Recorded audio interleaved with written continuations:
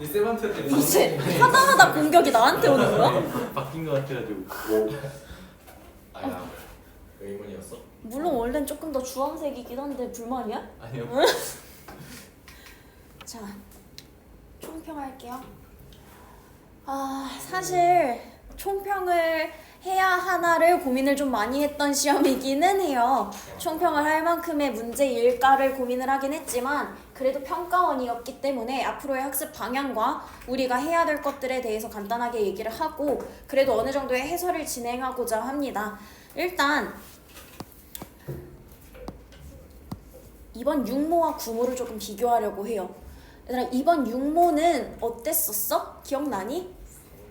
상당했죠. 여러모로 조금 상당했던 시험이었고요. 1컷이 80 중반 정도에 위치했었던 최근의 경향성을 잘 담고 있었던 시험이었어요. 6모와 9모의 경향성을 비교하자면요. 6월 모의고사는 킬러 문항은 없었습니다. 예전처럼 뭐 어떤 지문이 손도 못 댈 정도로 어렵다, 독해가 힘들다, 선지를 고르지를 못하겠다 라고 하는 문제들은 없었지만 6월 모의고사의 경우에는 분별력이 있었어요. 그렇기 때문에 등급이 어느 정도 잘 나뉘어졌었죠. 그리고 기출의 경향성을 잘 유지하고 있었습니다.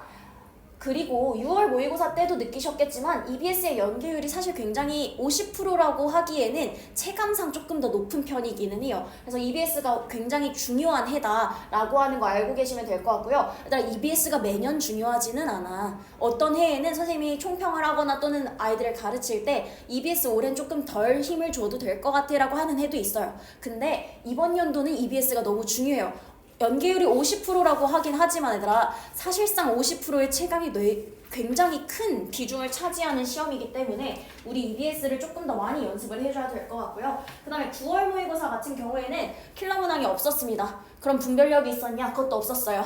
그래서 변별력도 없고 킬러도 없는 평이한 시험이었습니다. 여전히 하지만 EBS의 연계는 높았어요. 그렇기 때문에 EBS 연계 체감이 굉장히 잘 됐을 법한 지문이었다라는 걸 알고 계시면 될 것 같고요. 다만 우리 얘들아, 문학에서 수능 완성이 있었어 없었어? 문학 연계 뭐뭐 있었지? 소설. 날개 또는 수갑이랑 날개 또는 수갑이랑. 호학에서랑 호학. 그치. 다 어디서 작품이지? 수특 작품이었어요. 문학에서 수능 완성이 하나도 안 나왔거든요. 그렇기 때문에 수능에서는 수능 완성을 조금 더 많이 봐둬야 되지 않을까 싶을 정도의 비중이기는 합니다. 왜냐면 수특에서만 6월, 9월이 다 출제가 됐기 때문에 문학 수능 완성의 비중이 수능에선 조금 더 중요하지 않을까 싶기는 해요. 자, 그리고 그 춘향도 연계 아니에요? 연계는 아니고요. 간접 연계라고는 볼 수 있어. 왜냐면 광활루기 자체 작품은 아니기 때문에. 자, 그래서 이번 연도 9월에 문학을 진단해보자면, 자, 일단 EBS 직접 연계 작품들 보시면요. 고전시가의 호화곡 있었고요. 현대시 북방에서 정현웅에게라는 작품이 있었고요. 현대소설 날개 또는 수갑 그대로 연계됐습니다. 특히나 조금 주목할 만한 점은 고전시가랑 현대소설인데, 원래 얘들아 현대시는 다 그대로 인용돼. 이거는 매년마다 똑같아요. 현대시를 어디 뚝 잘라서 내지는 않아요. 근데 똑같이 나왔죠. 수능에 특강에 나와 있었던 그대로 다 갖다가 박아놨어요. 그렇기 때문에 연계 체감이 훨씬 더 높았을 시험이고요. 특히나 날개 또는 수갑 같은 경우에 원래 현대소설이 얘들아, 지난 6모 보고서도 선생님이 한번 얘기했던 것 같아요. 현대소설이 되게 비슷하게 수능 특강과 그대로 따오기 때문에 현대소설은 조금 더 내신스럽게 공부하셔도 괜찮을 것 같다라는 평을 6모 때도 해드렸었는데요. 이번 날개 또는 수갑도요. 끊는 포인트가 굉장히 비슷하고요. 중략 전후 부분이 완전히 똑같지는 않지만 수능 특강과 거의 똑같이 나왔어요. 그렇기 때문에 얘도 선생님 마지막에 정리할 때 얘 짚었었던 것 같아. 연계해 놓으셨다면 연계 체감이 조금 높게 됐을 만한 지문이었습니다. 게다가 이번 시험이 조금 더 쉬웠던 이유는요. 간접 연계가 있었기 때문이에요. 간접 연계에서 정철의 작가 연계 있었죠. 정철 시조가 2개가 나와버렸고요. 그 다음에 광활루기는 연계는 아니지만 선생님도 이거 처음에 풀 때 이거 연계인가? 라고 다시 확인할 만큼 춘향전이라고 하는 스토리를 그대로 갖다 썼기 때문에 사실 직접적인 연계는 아니지만 소재나 내용상에 익숙한 측면이었어요. 특히나 춘향전의 이야기 중에서도 우리가 너무나 잘 알고 있는 부분을 끊어왔기 때문에 광활루기도 그렇게 어렵지는 않았을 거라고 생각을 합니다. 특히나 문학 같은 경우에 얘들아 최근에 문학의 난이도가 높아졌다. 그리고 6월에서도 문학이 조금 어려웠다라고 할 수 있었던 이유가 뭐였었냐면 문학에서 명시적으로 제시하는 정보가 없었기 때문이야. 얘들아 6월 모의고사 때 우리 어려워했던 지문 뭐였었냐면 이대봉전.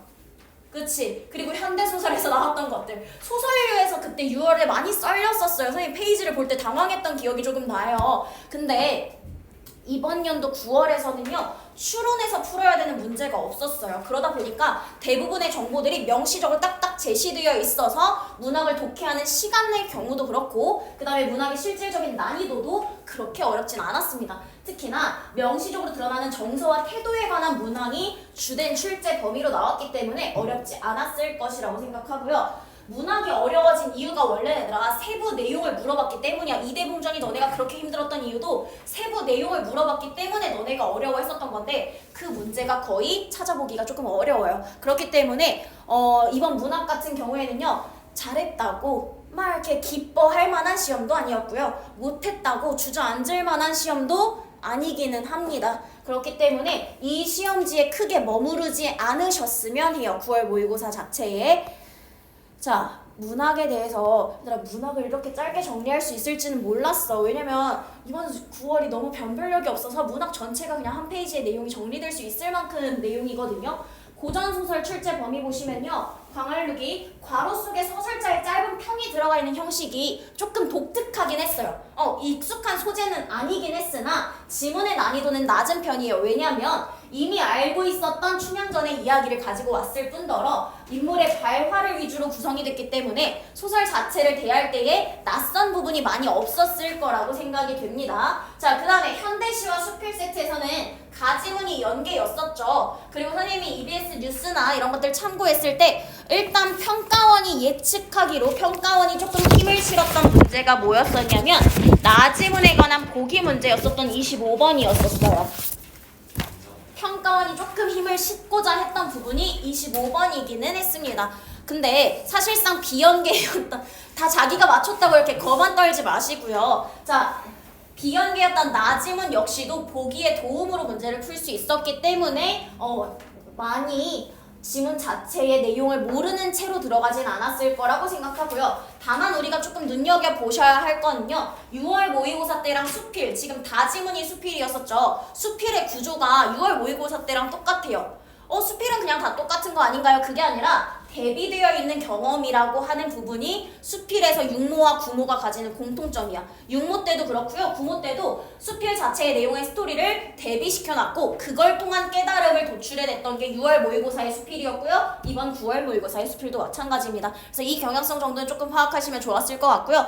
현대소설 같은 경우에는 인물이 너무 단조로웠죠. 권씨와 장성태 그리고 주인공이었던 민도식 이렇게만 있었어요. 근데 이 민도식이라는 인물에 대해서 보기에서 설명하기를 중도적 주인공이다 라고 설명했었던 거고 그래서 우리가 확인하기로는 권씨와 장성태 간의 대립구조와 그리고 그 사이에서 갈팡질팡하는 민도식의 스토리 정도만 확인하셨으면 됐을 텐데 민도식의 심리를 파악하는 것이 우리한테는 주된 포인트였고요. 그걸 통해서 그나마 우리가 선생님 아까 총평할 때에 문학에서 세부 내용을 묻는 문제가 별로 없었다라고 말씀드렸는데 그나마 세부 내용을 물어봤다라고 하면 아까 말씀드렸던 25번이랑 31번 이 정도가 그나마 세부 내용을 물어봤던 문제였을 것 같아요. 그래서 31번 같은 경우에는 세부 내용을 확인하는 것도 필요했지만 다만 너네가 뭐가 안 됐으면 31번을 틀렸을 확률이 높냐? 내용의 지문을 흐름을 가지고 오는 것들에 대한 연습이 덜 되어 있었으면 조금 틀렸을 확률이 높은 지문이었어요. 이 정도 확인하시면 되고 고전시가가 쉬웠던 이유 정철이 나와서도 있지만 얘들아 시조잖아.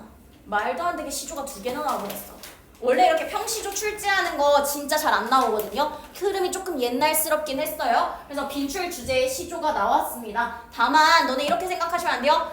정철이 9월에서 나와버렸으니 정철의 관동별곡은 제끼자 라고 하시기에는 관동별곡이 나온 적이 없잖아. 그치? 관동별곡은 여전히 나올 법합니다. 왜냐면 얘들아 2013학년도 때 너네가 몇 살 때쯤이냐? 13학년 초일. 초일 때예요. 그래요. 너네 초등학교 저학년 시절에 출제됐던 수능에서는요 얘들아 6월 달에 3위인곡이 나왔었고요. 수능에서 성산별곡이 나왔어요. 정철의 작품을 한 해에 2번 다루기도 했었습니다. 그렇기 때문에 관동별곡 제낄 수 없어요. 여전히 연계 공부하셔야 되고요. 그 다음에 연계였던 호화곡 우리 사실상 최근 모의고사에서 계속 보지 않았었어? 사설 풀면서 계속 봤던 호화곡이 그대로 출제가 됐습니다. 연계하셨다면 풀 수 있었어야 했어요. 연계하셨다면 여기서는 틀리셨으면 안 되는 부분이었습니다. 자, 이렇게가 문학이었고요. 독서 지문 갈게요. 사실상 독서는 연계체감 못 하셨어도 어쩔 수 없긴 한데요. 연계였어요. 다 거의. 법지문 수능 특강 사회문화 파트 4강의 재판매 가격 유지 행위의 금지 지문의 연계였고요. 기술지문 수능 특강 과학기술 파트 13강의 블록체인과 암호화폐 연계였고요. 예술지문 가지문이 수능 완성 실전 모의고사 5회에 영화에서 몽타주 사용에 대한 상반된 입장이라는 질문의 연계였습니다. 사실상 4지문 중에 3지문이 연계였어요. 그렇기 때문에 선생님이랑 이제부터 뭐 시작할 거냐면요. 수능 특강 독서 연계 준비할 거예요. 근데 연계를 얘들아 문학처럼 빡세게 할 건 아니야.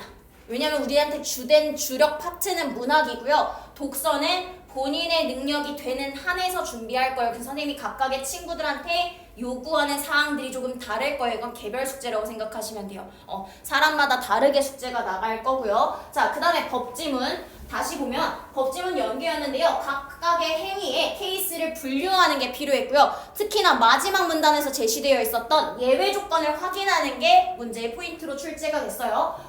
6번이 3점짜리긴 합니다. 근데 오히려 변수는 5번이었을 수도 있어요. 왜냐면 5번이 조금 더 헷갈리게 출제가 됐던 2번이었고요. 6번은 오히려 1, 2, 3까지 내려오는 과정에서 답은 좀 명확했던 편이에요. 그래서 보기가 있어서 3점이었던 거지 헷갈리는 건 오히려 5번이었다 라고 생각하시면 될 것 같고요. 그 다음에 기술지문 6모 때 기술 나왔던 거 기억하세요? 안 나시면 기출 다시 보셔야 돼요. 자, 6모 때도 기술지문 나왔었는데요. 그때처럼 복잡한 과정 전개는 없습니다. 단순했었어요. 블록체인에. 그리고 대상 간의 관계를 파악하는 것이 중요했습니다. 결국에는 비례관계, 반비례관계, 뭐가 높아졌을 때 뭐가 줄어드는지 또는 뭐와 뭐 간의 상관관계가 있는지를 파악하셨어야 됐고요. 이 부분에서는 대상 간의 관계를 가지고 자꾸 출제한다는 것에 있어서는 평가원의 기조가 유지되었다라고 보실 수 있어요. 그래서 마무리 방식이 되게 비슷해요. 블록체인. 무슨 방식이 비슷하냐면 대상 간의 관계, 얘랑 얘는 관계가 있고 얘랑 얘는 관계가 없어 라고 하는 것들을 막 섞어서 내면서 너네가 혼동스럽게 마무리를 하는 이 지문의 기조는 6모 때랑 똑같아요. 그래서 이 정도 지문의 패턴은 알고 계시면 좋을 것 같아요. 그 다음에 가나 지문이요 얘들아. 어려웠니? 너무 쉽지 않았어? 사실 난이도로 따지면 얘가 제일 낮아요. 가나 지문이. 난이도 상으로. 그리고 난 적어도 이 정도 연계는 알 거라고 생각했어. 왜? 가장 최근 아니야? 실무 5회면?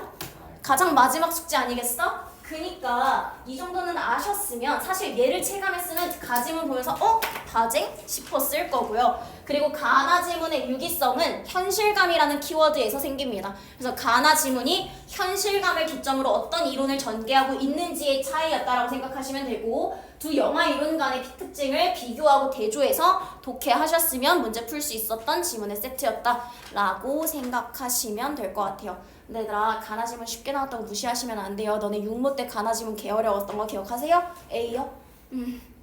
그리고 그 22학년도 9월에서부터요. 9월이 자꾸 쉽게 나오고 수능이 어렵게 나오는 기조가 계속 유지되고 있어요. 한 근 3, 4년째 그 기조가 유지가 되고 있는데요. 가나 지문 얕잡아 보실 수는 없습니다. 다만 이건 알아야 되더라. 22학년도 9월 때 가나가 쉽게 나왔고요. 그리고 그해 수능에서 나왔던 가나가 해겔이었을 거예요. 해겔 지문이 빡셌거든요. 많이 빡셌던 지문이었어서요. 가나를 얕볼 순 없지만 이건 기억해야 돼. 그래도 가나는 먼저 가야 돼 얘들아. 왜? 못해도 3문제니까. 최소한 3문제는 맞추고 들어가는 파트이기 때문에 가나 지문 먼저 가서 푸시는 연습은 하셔야 됩니다. 나 지문을 버릴지언정. 나지문을 버릴지언정 가지문을 선택하는 것들은 연습해 주셔야 돼요. 자, 그 다음에 선택 과목 볼게요. 언매 쉬웠죠? 평이합니다. 보통 정도거나 살짝 쉬운 정도였을 것 같아요.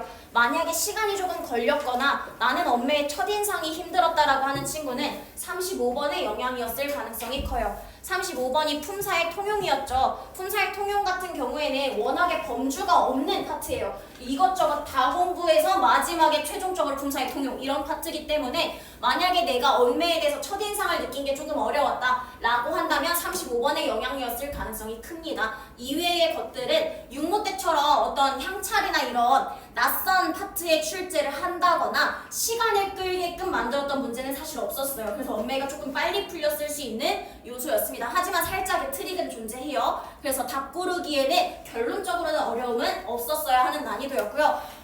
엄매에서 35번이 살짝의 틀릴 수 있는 가능성이었다면 화작에서는 그게 40번이었습니다. 근데 40번 같은 경우에도 마찬가지지만 화작에서는 얘들아 기출 분석이 되어 있었더라면 어려웠으면 안 되는 시험이었고요. 화작. 만약에 나는 이 화작이 어려웠다. 틀린 것과 상관없이 체감상 어려웠다 또는 많이 틀렸다. 도를 지나치게 틀렸다라고 하는 친구들은요. 내가 기출을 푼 건지 기출을 분석한 건지를 구분하세요. 기출을 푼 것과 기출을 분석한 건 다른 행위입니다. 그리고 융합 세트, 우리 두 번째 세트에 나오는 전체적인 흐름이 계획과 준비, 후기 순으로 제시가 되는데 화작에서 틀렸던 친구들은 이거 생각하셔야 돼요. 지문 읽으면서 이것저것 하려고 하지 마시고요. 지문 읽으실 때는 그냥 지문만 철저히 읽으세요. 비문학처럼 이해해야 한다라고 생각하고 지문의 흐름 끝까지 쫓아가시고요. 문제 한 번에 건드리시면 돼요. 근데 이것저것 하려다가 흐름 다 읽고 문제도 틀렸을 가능성도 있습니다. 자, 여기까지가 난이도였어요. 그럼 우리 앞으로 뭐 해야 되냐? EBS 연계해야 돼요. EBS 연계 체감이 너무 높아요. 문제 EBS 알면 쉽게 나올 수 있게끔 자꾸 문제가 출제되고 있어요. 그래서 우리는 EBS를 철저히 복습하면서 EBS 남았던 작품들 중에서 중요한 작품들 몇 가지씩은 계속 건드릴 겁니다.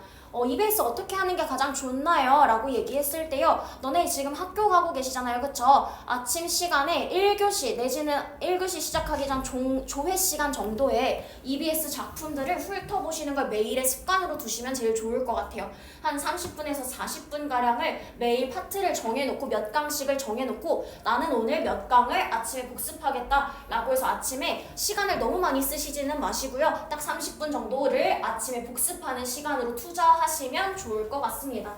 자, 그 다음에 기출 분석 다시 할 건데요. 모든 기출을 다시 하진 않을 겁니다. 다만 선생님이 추석 주간쯤부터 시작해서 책을 하나 다시 나가기 시작할 거예요. 근데 주요 문항들 위주로, 그리고 평가원 중에서 이건 진짜 평가원스러웠다, 이건 정말 평가원만의 스타일이다 라고 하는 지문들을 조금 골라서 평가원 분석을 다시 시킬 건데요.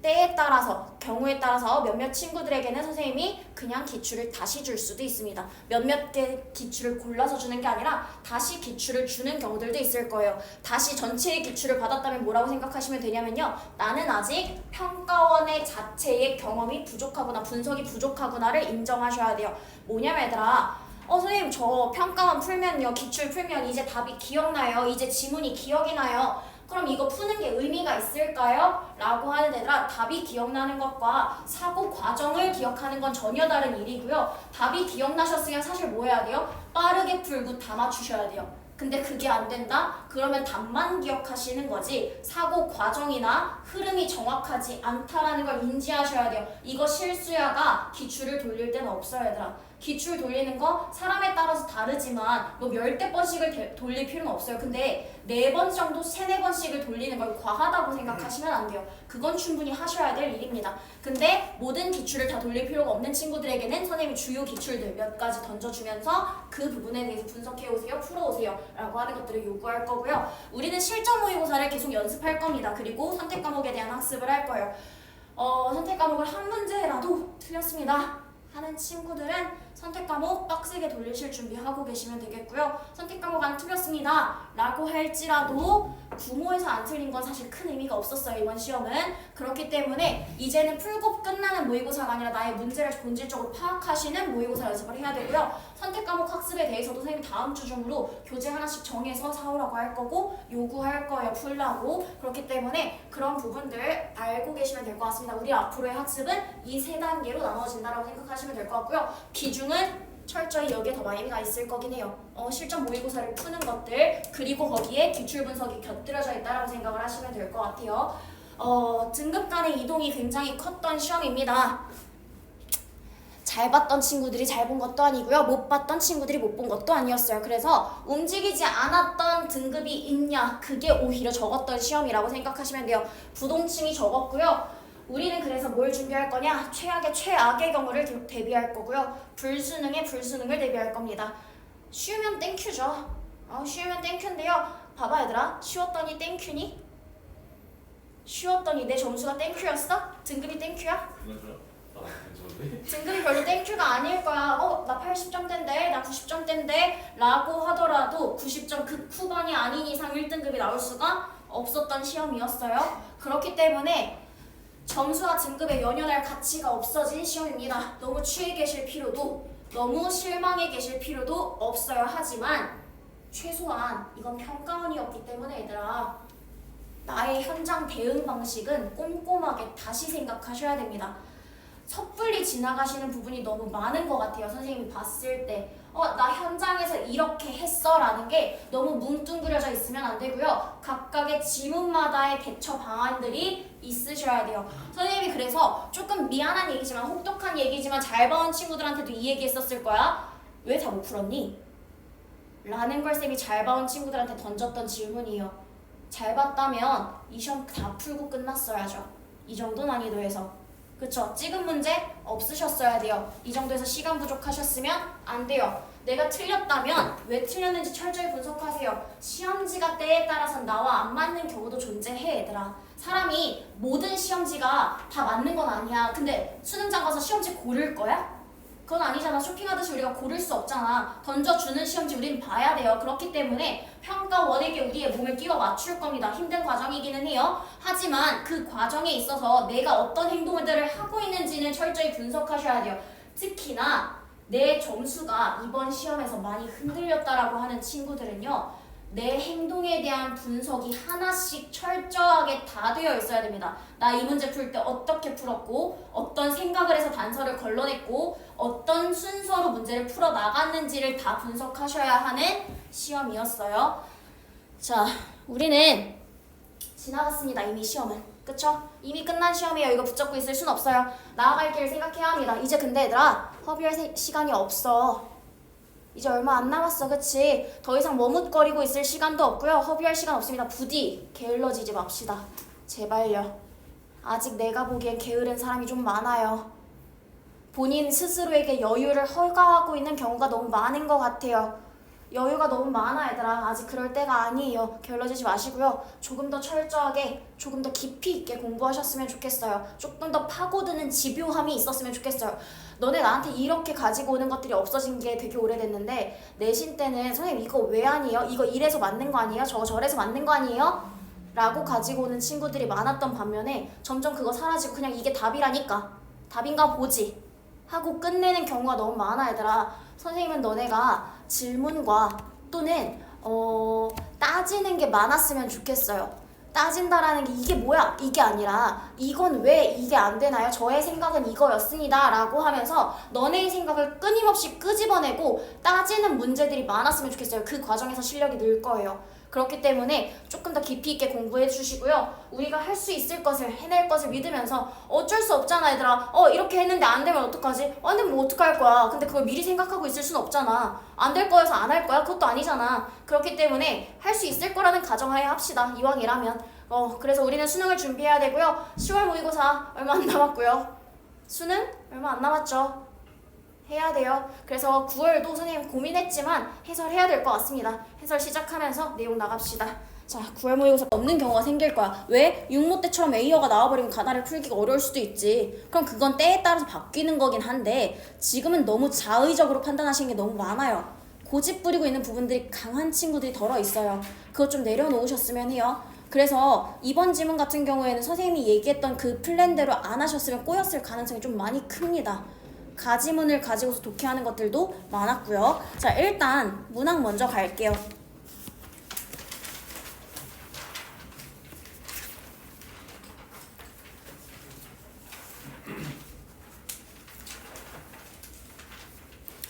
문학의 첫 세트가 광활루기였었어요. 춘향전을 가지고서 인용한 부분이었었죠. 자, 광활루기 같은 경우에는 보기 내용이 나와 있었기 때문에 확인해 보도록 할게. 자, 보기에서 이렇게 얘기해. 수산이라는 호를 쓴 사람이 춘향전을 바탕으로 지은 한문 소설로 8회로 이루어져 있습니다. 앞부분에서는 소개하는 식구와 해당 해에 대한 견해가 제시되어 있고요. 본문 속에서는 인물이나 사건 등에 대한 짤막한 평의, 감상이나 이런 것들이 작은 글씨로 제시되어 있습니다. 사실상 도움이 됐었니? 안 됐었어. 그럼 이 내용 버리고 뭐 생각해야 돼? 그냥 내용 흐름 다시 잡으셨으면 됐어요. 자, 그래서 앞부분 들어가시면 제1회 봄놀이였죠. 오작교에서 설랑이 봄에 취하고 버드나무 언덕에서는 가인이 그네를 뛰네라고 하는 식구로 시작을 했고요. 자, A부분 묶여 있습니다. A부분 보시면서 무슨 생각하셨어야겠어요? 빨리 요약하셔야죠.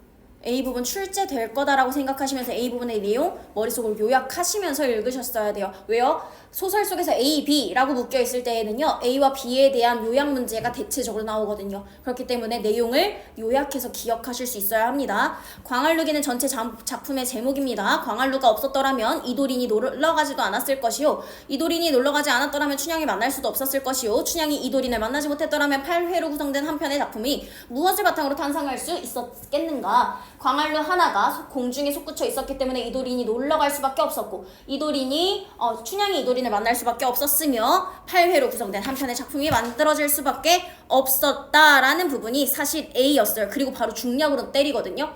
그럼 너네가 했어야 되는 판단 뭘까? 광활루가 중요한 장소다. 그러면 풀이상에 했어야 되는 판단은요? 중략 끊어져 있어. A 묶여 있고요. 21번에 A 문제예요. 21번으로 바로 갈게요. 얘들아, 판단 기준을 배워야 돼. 그냥 순서를 외우는 게 아니야. 보기가 나와 있었는데 보기가 도움이 안 됐어. 근데 보기가 A에 관한 문제래. 게다가 A 이후에 바로 중략으로 흐름을 끊어버렸네. 그렇다면 굳이 이어갈 필요가 없겠지. 그러니까 21번 바로 가버리는 거야. 자, 21번 볼게. A에서는 식구를 활용해서 봄나무와 버드나무 언덕이 어우러진 봄날의 풍경, 해당의 배경 맞네요. 2번 A를 통해서 중요 공간인 광활루 속의 공간의 역할 맞네요. 두 인물이 만나게 되는 계기, 서사의 개연성 맞겠고요. 인물의 말에 대한 평을 통해서 독자가 이도린의 반응이 당연하다라는 점. 독자가 이도린이 당연히 만났을 거라는 걸 얘기하고 있네요. 자, 기억을 통해서 A와 기억을 통해서라고 얘기하고 있는데 독자에게 작품의 감상법이 다양하게 아직 우리 기억은 확인할 수 없었죠. 4번. 미안. 5번부터 확인하시면 A를 통해서 독자에게 작품의 감상법을 다양하게 설명해서 광활루기를 8회로 구성한 이유를 부각하고 있겠군. 근데 얘들아 봐봐. A 부분에서 감상법을 다양하게 설명한 부분이 있어 없어? 4번을 확인할 수 없었어도 A에서 이걸 확인할 수가 없어. 5번 선제에 나오는 내용이 없어요. 그렇기 때문에 답은 바로 5번 나오고요. 그럼 21번은 이제 없어진 문제겠죠. 그럼 다시 내용으로 갈게요.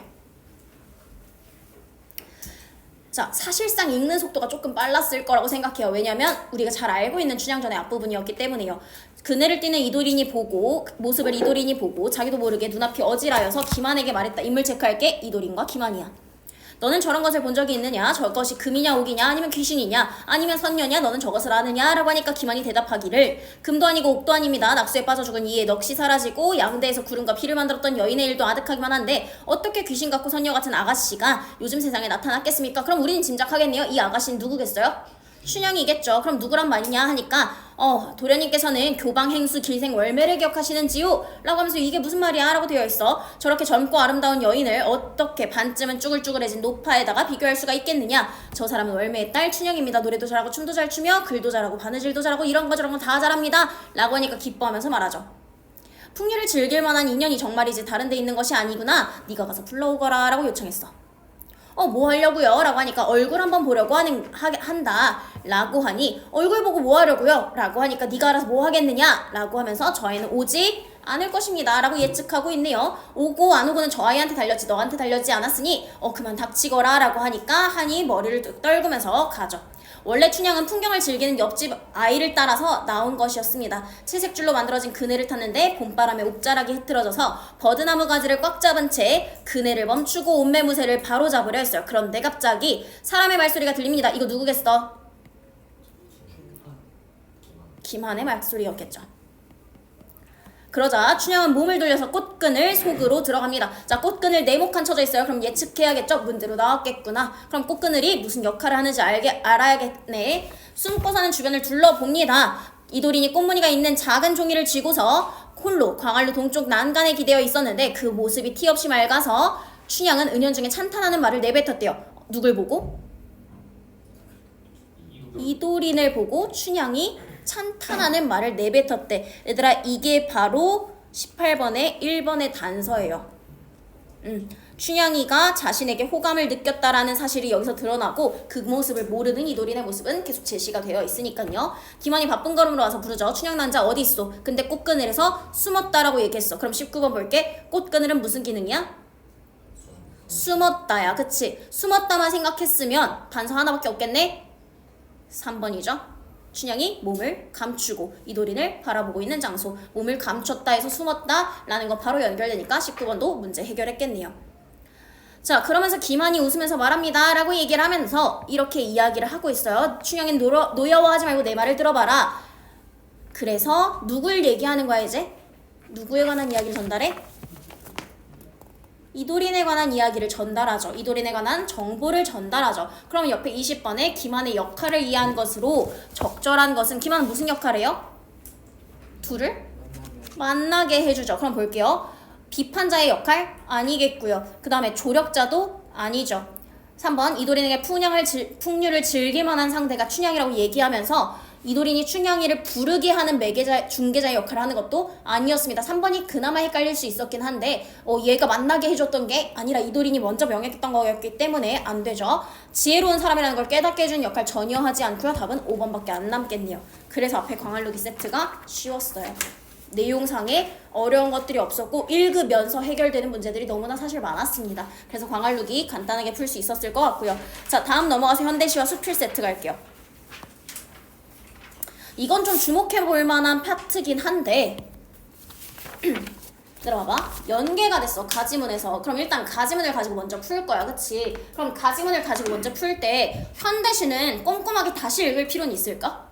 사실 없어. 연기가 제대로 기억이 나 있다면. 왜냐면 현대시는 인용하는 부분이 다를 리가 없어요. 현대시는 다 똑같이 따오거든요. 그렇기 때문에 현대시는 무조건 수능 특강 내지는 수능 완성에서 봤던 그대로의 모습일 거예요. 그렇다면 출제된 범위는 있기 때문에 지금도 보면은 기역, 니은, 디귿, 리을, 미음 또는 비읍 이렇게 표시되어 있는 부분은 있기 때문에 그 부분은 다시 눈으로 확인을 해야겠긴 하지만 그 이외의 부분들을 꼼꼼하게 다시 읽을 필요는 없습니다. 비문학 연계랑 조금 달라 얘들아. 비문학은 따오는 부분이 다를 수 있어요. 그리고 소설은요 따오는 부분이 다를 수 있어요. 그렇기 때문에 연계라고 할지라도 꼼꼼하게 다시 읽으셔야 되는 게 소설과 비문학이었다면 현대시나 내지는 고전시는 따오는 부분이 거의 일치합니다. 그렇기 때문에 꼼꼼하게 다시 읽으실 필요는 사실 없죠. 자, 그러면 문제 세트를 보니까 22번 표현법의 문제고 23번 태반에 관한 문제고요. 24번 가에 대한 단독 문제였습니다. 그리고 나서 나머지는 해결할 수 있는 부분이 없었어요. 그치? 그러면 가지문을 가지고서 메인으로 풀어야 되는 23과 24를 갈 건데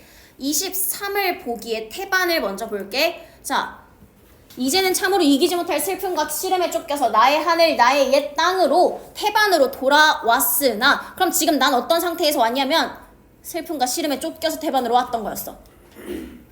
이게 태반에 관한 정보야. 그럼 이거 그대로 끌고 23번 올게.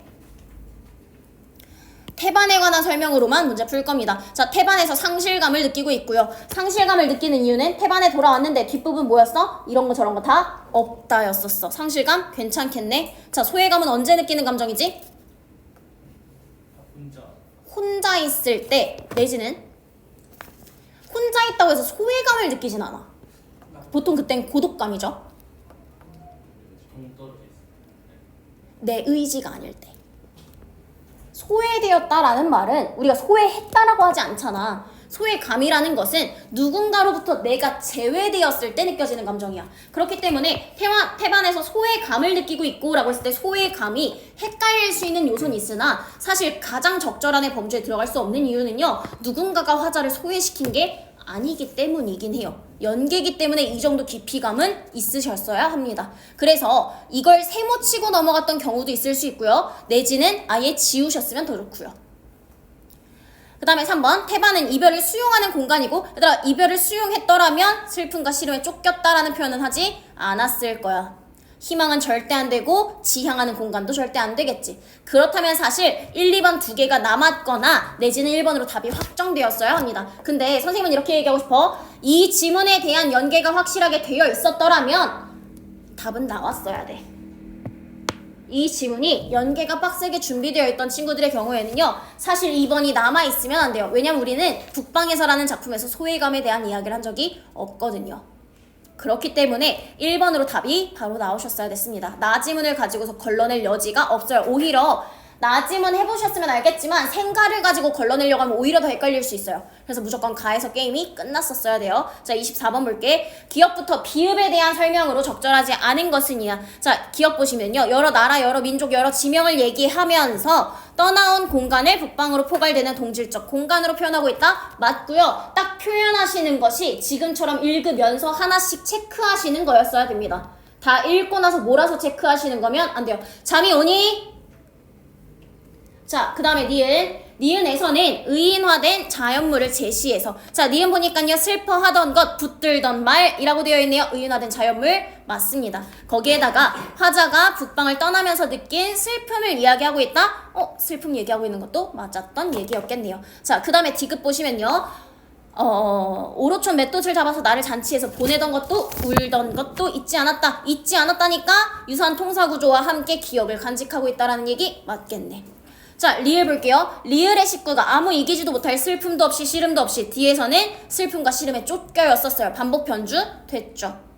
판단의 기준은 여기가 아니었어. 뒤에 보니까 상반된 상황이 얘들아 상반된 상황이 지금 일치해진 게 아니라 앞에서는 아무 이유도 없이 아무 슬픔도 없이 라고 했다면 뒤에서는 슬픔에 쫓겼다라고 얘기하네요. 그러면 없었다라는 말과 쫓겼다라는 말은 일치될 수가 없는 얘기였지. 여기서 걸러졌어야 되고 그래서 24번에 4번이야.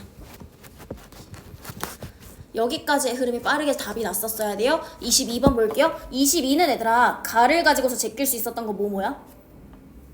1번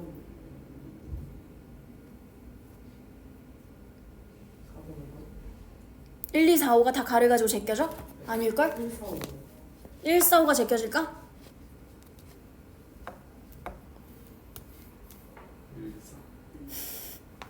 1은 계속 제껴지긴 하네요. 어떻게든 제껴지나 봐요.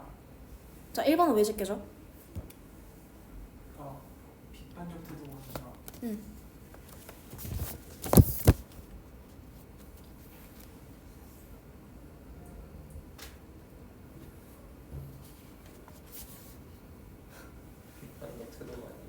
비판적 태도가 아니에요?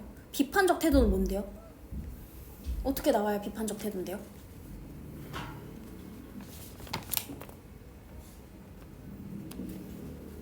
비판에 대한 기준이 있으니까 아니라고 생각하는 거 아니야? 비판적 태도는 어떻게 나와야 되는데? 의견이 틀리고 응. 자신의 의견이 나오는데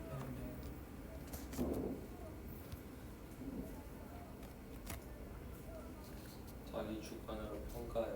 자기 주관으로 평가해요. 자기 주관으로 평가하는 거 비판 맞습니다. 근데 선생님은 현장에서의 판단은 이랬을 것 같아요. 비판적 태도를 가지고서 22번의 1번 선지를 지워내기에는 다소 위험성이 있기는 합니다. 왜냐면요, 여러분, 비판적 태도라는 게 꼭 나의 주관적 평가 내지는 어떤 것에 대한 이야기가 안 되어 있어도요, 상황에 대한 부정성을 드러내고 있잖아, 이 시는. 그렇다면 비판적 태도를 내포하는 경우가 굉장히 많아. 그래서 얘들아, 이거 가지문 읽고 1번 지우셨으면요, 사실 옳지 못한 태도예요. EBS 해설지도 한번 참고해보세요. EBS 해설지에도 이렇게 나와 있을 거예요. 가에서는 비판적 태도가 있긴 하지만 이라고 나와 있어요. 가지문을 가지고 걸러낼 수가 없는 포인트예요. 비판이라는 범주를 너무 좁게 생각하고 있으세요. 비판이라고 하는 건 조금 더 넓게 생각할게요. 상황에 대한 부정성을 드러내고 있다면 비판적 태도를 포함하는 경우가 덜어 있습니다. 굉장히 많아요. 그렇기 때문에 걸러내지 못해요. 2번 걸러낼 수 있니? 아니요. 안 되지 않겠어? 3번은요? 걸러낼 수가 없어요. 자, 4번 보니까 영탄적 어조로 경외감을 표현한다. 일단 영탄적 어조를 가지고서 걸러셨어도 괜찮고요. 내지는 경외감을 가지고서 걸렀어도 괜찮지만 이게 조금 더 확실할 것 같네요. 5번은요?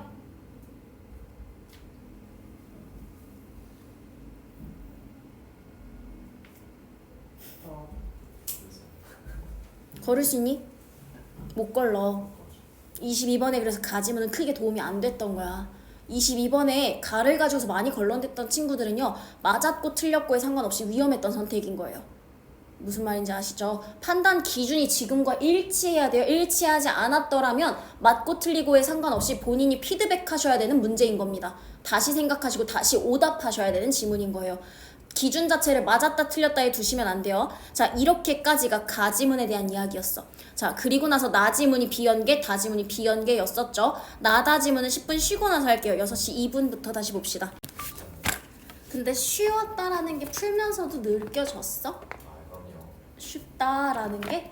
독서가 너무 술술 풀렸네. 독서가 너무 슬슬 풀렸어. 진짜로 네. 맞아.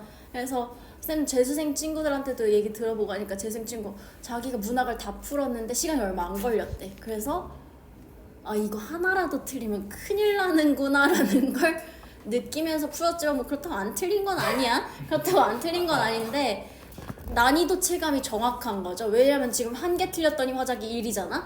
두 개 틀리면 화작이 2잖아 바로. 그치? 그러니까 그만큼 난이도 체감이 잘 하고 왔던 거기는 해요. 그게 경험치인 것도 맞고요. 자, 나지문에 대한 보기 한번 볼게. 이 시에서 성년이 된 화자는 얼음 아래의 물고기를 보면서 자신의 유년 시절을 회상합니다. 화자는 물고기의 움직임을 지켜보며 물고기 내의 여기저기를 다 보게 되는데요. 물고기 내의 모습을 통해서 자신의 생가에 대한 기억이 겹쳐집니다. 화자는 자신을 물고기에 투영하면서 성년이 된 지금도 여전히 생가에서의 시린 기억을 가지고 있는 자신을 보게 돼요. 자, 생가에서의 기억을 보니까 시린 기억을 가지고 있다라고 이야기를 하네요. 이것 정도가, 그리고 물고기를 보면서 자신의 생가를 떠올린다라는 정도가 우리한테 조금 주목해야 될 만한 점이었을 것 같고요. 그리고 나서 나지문을 한번 보면 독해 자체가 어려웠던 지문은 아니었어요. 겨울 아침 언 길을 걸어 물가에 이르렀다. 나와 물고기 사이 하나의 창이 생겼다라고 이야기를 하죠. 자, 그럼 결국에 이 창이 생겼다라는 것을 통해서 우리는 회상을 하게 될 거예요. 물고기네 지붕을 튼 살얼음의 창. 자, 근데 살얼음의 창, 투명한 창 아래에 물고기네 방이 훤히 보였다. 이 물고기네 방을 보면서 생가를 회상하겠죠. 나의 생가 같았다. 창으로 나를 보고 생가의 식구들이 나를 못 알아보고. 자, 그럼 이 생가의 식구들이라는 게 누굴 얘기하는 거야? 실제로 과거의 생가의 식구들이 날 못 알아본 경험을 얘기하는 걸까요? 이거 물고기야 얘들아. 지칭 안 하셨어야 돼. 생가의 식구들이 나를 못 알아보고 사방 쪽방으로 흩어졌다.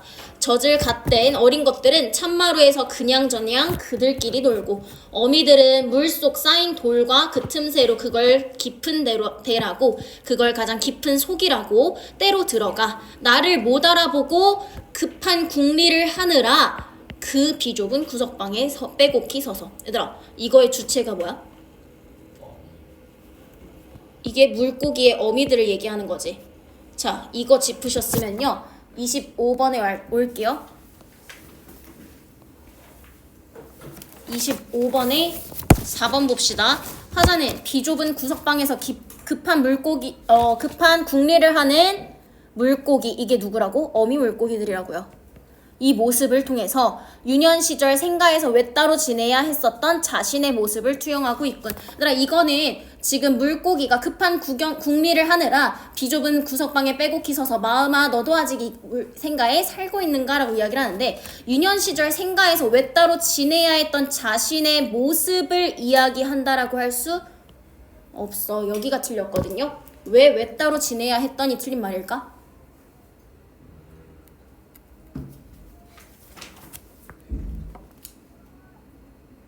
이 단서가 되는 단어가 하나 있어. 때로 들어가.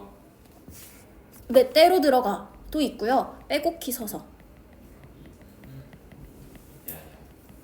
앞에서 얘들아 이미 이 행위를 하는 주체들을 어미들이라고 했죠. 그 어미들이 때로 들어가 빼곡히 서서라고 얘기했어. 그럼 지금 얘기하고 있는 모든 단서들이 다 뭐야? 복수형이야.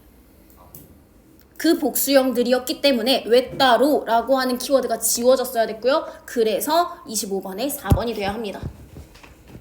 그래서 주변부 단서 잘 보셔야 하는 거예요. 주체 확인하는 거 너무나 중요하고요.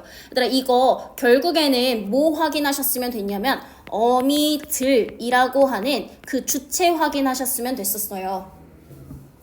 근데 시에서 특히나 이렇게 보기의 각주를 가지고 보기의 인용 부분을 가지고 내는 이런 문제에서요. 주체 확인하라고 하는 수법이 최근 들어 많이 강조되고 있어요. 최근 들어서 이렇게 인용된 부분에 행위를 하고 있는 주체를 확인하세요. 그리고 그 주체를 가지고 문제를 푸세요라고 요구하는 문제들이 많아요. 그렇기 때문에 인용된 부분에 행위가 나와 있다면 그 행위를 누가 하고 있는지 작품에서 직접 찾으셔야 돼요. 그게 단서가 될 확률이 굉장히 높습니다. 자, 그 다음에 26번 보시면 A 부분이 살얼음의 창이었었어. 그러니까 살얼음의 창이라고 하는 말의 뉘앙스가 주는 건 그냥 창이 아니네. 차가워요. 네, 그리고요. 시행이요.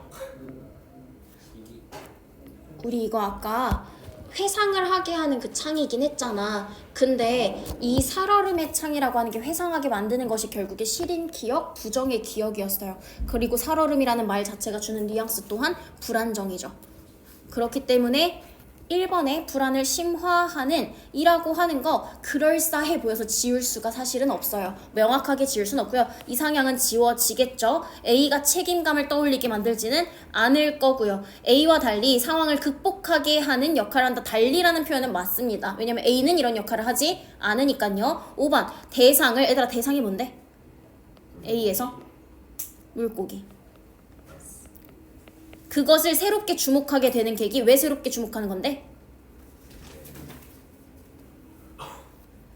이 말이 얘들아 뭘 뜻하는지는 알아? 뭘 판단하라고 주는 걸까? 새롭게 주목했는지 아닌지 니네가 어떻게 알아? 어떻게 알아낼 거야? 생각에 대한 기억이 겹쳐진다. 생가에 대한 기억이 겹쳐진다. 그래서 5번이 맞는 말이기는 해. 근데 선생님이 지금 묻고 싶은 건 조금 더 보편적인 얘기야. 무슨 말이냐면 5번의 선지를 너네한테 어떻게 생각하라고 준 선지일까? 새롭게 주목하는 것이라는 걸 너네가 어떻게 주관적이지 않게 판단할 수 있을까? 2번은 개성적인 인식이니? 라고 물어보는 거야. 즉 누구나가 하는 보편적 인식이 아니니? 라는 걸 묻는 거죠. 물고기를 보고 누구나 하는 보편적인 인식이 아니라 새롭게 하는 인식이니? 작가만 하고 있는 인식이니? 라고 하는 걸 너네한테 묻는 거야. 그렇다면 우리한테 판단 기준이 주관성이 아니라 객관성이 생기겠죠. 왜? 새롭게 주목한다라고 하면은 우리가 이걸 판단하는 것에 있어서 기준이 없게 되면 내 주관으로 해석하게 돼. 새롭게 하는 것 같아, 아닌 것 같아 라는 게 나의 주관으로 확인이 되는데 그게 아니라 작가만이 하고 있는 생각인가? 물고기를 보면 뻔하게 들 수 있는 생각인가? 라는 걸 확인한다면 물고기를 보고서 우리가 어떤 과거를 회상한다거나 또는 자신의 모습을 떠올리지 않잖아. 그렇다면 개성적인 생각인 거죠. 물고기는 물고기일 뿐이니까. 그렇다면 우리는 A 부분 맞는 말이겠네요. 그러면 이렇게 했을 때 남아있는 선지 얘는 애매한 선지고요. 4, 5번이 확고하게 맞는 선지. 지울 수 없었던 선지가 1번이었을 뿐이야. 그래서 1, 4, 5가 남는 상태가 됩니다. 그리고 나서 얘 봐야겠죠. 얘들아 이거 22번으로 답 나올까 안 나올까? 어.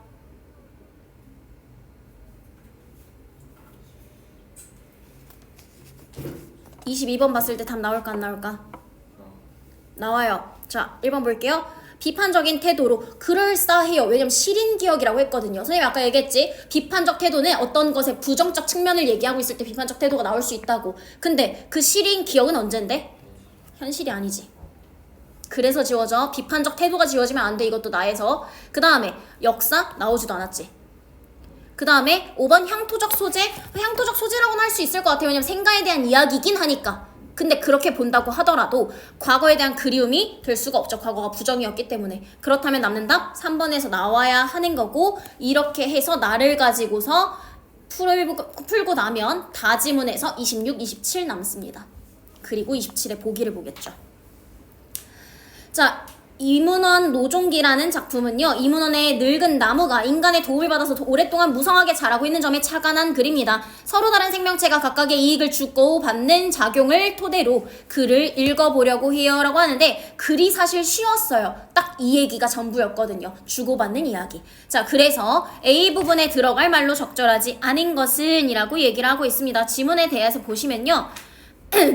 이문원 동쪽 늙은 나무가 있는데 적어도 100여 년 된 것 같다. 몸통은 울퉁불퉁 웅이가 졌고 가지는 구불구불 뻗어서 멀찍이서 보면 가파른 산등성이나 성난 파도 같았고 다가가서 보면 둥그스름한 큰 집체 같았다. 기둥으로 나무를 받쳐놓았는데 그 기둥이 모두 12개이다. 나무 옆에 누각이 있는데 바로 내가 이불을 들고 가서 숙직하는 장소이다. 자, 그럼 이 기둥으로 통해서 나는 숙직하는 장소를 마련했네. 그럼 내가 이건 뭐 하는 거야? 도움을 받는 장면이죠. 이익을 받은 장면이지. 왜? 보기에서 이익을 주고받을 거라 했잖아. 여기선 받는 장면이네. 좌우에 책을 쌓아놓고 교정하느라 바쁘게 시간을 보내다가 이따금 나무 곁을 산책했다. 긴 바람 소리를 들으면서 널찍이 느린 서늘한 그늘 아래를 걸으면 대궐 관청에 있어도 소나무 바위 사이로 훌쩍 벗어나 있는 기분이 든다. 이 역시도 받은 부분이네요. 하루는 내가 동료에게 다음과 같이 말했다. 이 나무는 정말 특이하군. 풀과 나무가 살아나려면 각각 몸을 보존하는 계책이 있기 마련일세. 풀명자나 배, 귤이나 유자 이런 등등의 것들도 가지가 열매가 커지면 가지가 그 무게를 감당할 수가 있다네. 하지만 질경이나 냉이 이런 풀들이 살아가려면 땅에 붙어 있어야 되네. 그래서 말발굽이 짓밟거나 수레가 밟고 지나가도 손상을 입지 않지. 그런데 지금 저 늙은 나무는 줄기의 길이가 보통보다 더 몸통보다 갑절로 뻗어서 잘라낼 줄을 모르네. 만약에 기둥이 없으면 부러지고야 말 걸세. 조물주가 이 나무에게 사람의 손을 빌려 온전하도록 한 것인가? 이게 나무에게 도움을 주는 부분이죠. 내가 암소의 뿔을 보니까 뿔이 안쪽으로 구부러져 안쪽을 향했는데 사람이 톱으로 잘라내어야지만 광대뼈를 뚫는 걱정을 모면하였다. 이제야 알겠구나. 늙은 나무를 가축에 견주자면 잘라내야 온전할 수 있는 암소와 같다. 가축이 인간에게 의지해서 살듯이 나무도 인간에게 의지해서 살아간다 라는 걸 이야기하고 있네요. 그래서 깊은 산 중에 인적 끊긴 골짜기에서는 이런 나무를 보지 못했다. 자, 왜 이런 나무를 보지 못한 거야? 사람이 없으니까. 인적이 끊겨 있으니까. 그치? 자, 그럼 이거 가지고서 27번 올게요. 자, 1번 이문원 동쪽 나무가 100여 년을 살 수 있었던 건 인간이 보살펴 주었기 때문인 거고요. 2번 서늘한 그늘로 인해서 훌쩍 떠난 기분이 든 것은 인간이 이익을 얻은 기분 맞죠. 도움을 받은 부분이죠.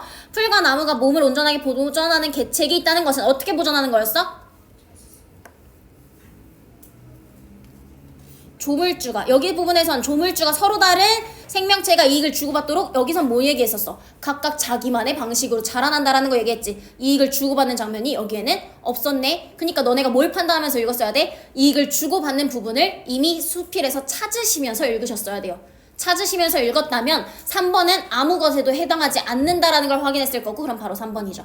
자, 그 다음에 B 확인하면 B는 기둥이었습니다. 자, 기둥이라고 하는 부분을 통해서 우리가 도움을 받고 있다라는 이야기를 했으나, 자, 1번 볼게요. 의지를 북돋아 주진 않고요. 그 다음에 B, 상황을 극복한다. 상황에 대한 극복할 부분이 없었어요. 그래서 남는 거 5번밖에 없겠네. 이렇게 하면 여기 세트 끝나요.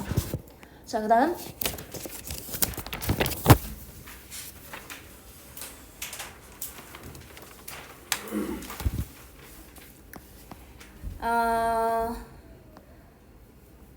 여기에서는 날개 또는 수갑에서는요 연계였던 부분도 있기 때문에 선생님 31번만 조금 확인을 할 건데요. 31번 보시면 중도적 인물이라고 하면서 집단에 동화되지 못한 채 이것저것 머뭇거리는 인물, 그게 바로 민도식의 모습을 통해서 형상화가 되고 있었잖아.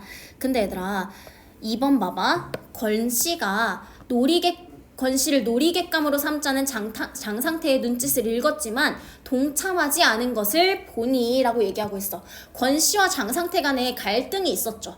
근데 장상태에게 동참하지 않은 것은 작업 중 사고를 둘러싼 투쟁과 몸에 걸치는 옷을 둘러싼 논쟁에, 확인할게. 이것에 관한 논쟁인가요?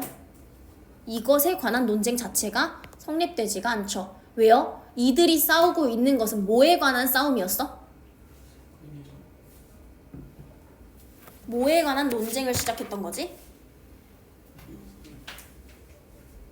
비웃어서 시작했죠.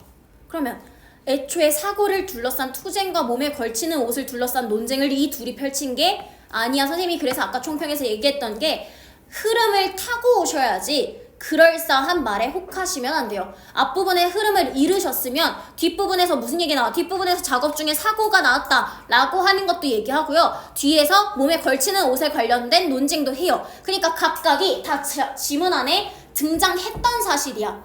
그니까 어때? 앞부분의 흐름을 안 가지고 왔으면 낚이기 좋겠죠. 그렇기 때문에 31번의 경우에는 세부 내용 확인하시면서 앞부분의 흐름 가지고 오셨어야 하는 지문이었습니다. 자, 그 다음에 마지막 문학 세트 볼게요.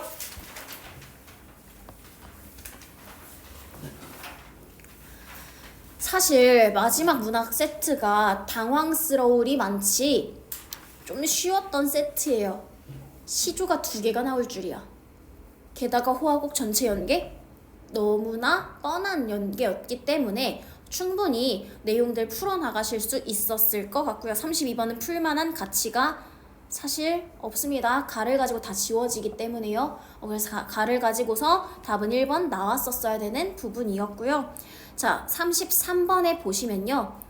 다를 가지고서 걸러지는 거였기 때문에 연계였던 다지문을 가지고 32번은 답이 나오고요.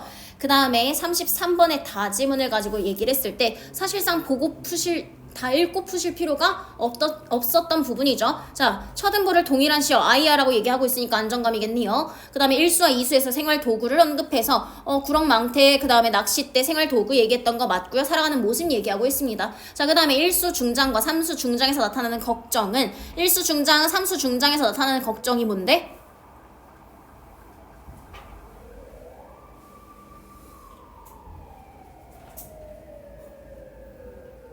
걱정이라 할 수 있니? 얘들아, 호화곡 전체의 주제 기억나니? 호화곡 전체 무슨 얘기였죠? 수능 특강에 연결됐던 부분? 자연에서의 은거? 근데 감정은? 긍정. 나오자마자 걸러졌어야 돼. 연계빨이라는 게 그거야 얘들아. 호화곡이라고 하는 건 자연 속에서 즐기는 얘기. 소박해도 괜찮다는 안빈낙도였는데 걱정이란 얘기 나오자마자 호화곡이랑 맞지 않네? 연계로 바로 걸러졌어야 되는 게 3번이었습니다. 자, 그 다음에 34번에서는 사실 다가 별로 도움이 되지는 않아요. 미늘 없는 낚시가 욕심 없이 사는 삶. 그래서 이수의 종장은 자연과 더불어 지내는 화자의 흥 맞습니다. 다로 도움이 되지는 않았죠.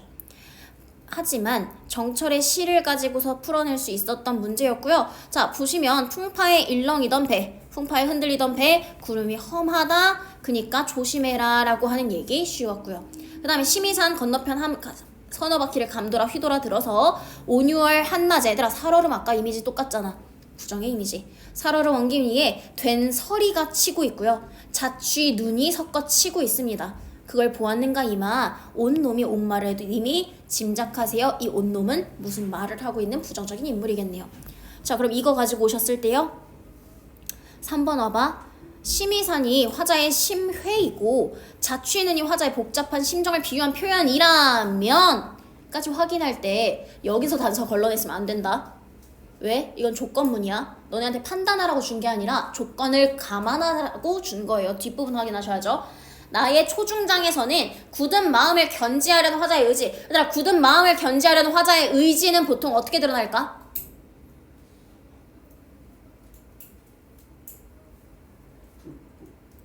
그러니까 의지를 어떻게 찾을 건데? 대체로 어조를 통해서 내지는 긍정적 시어를 통해서.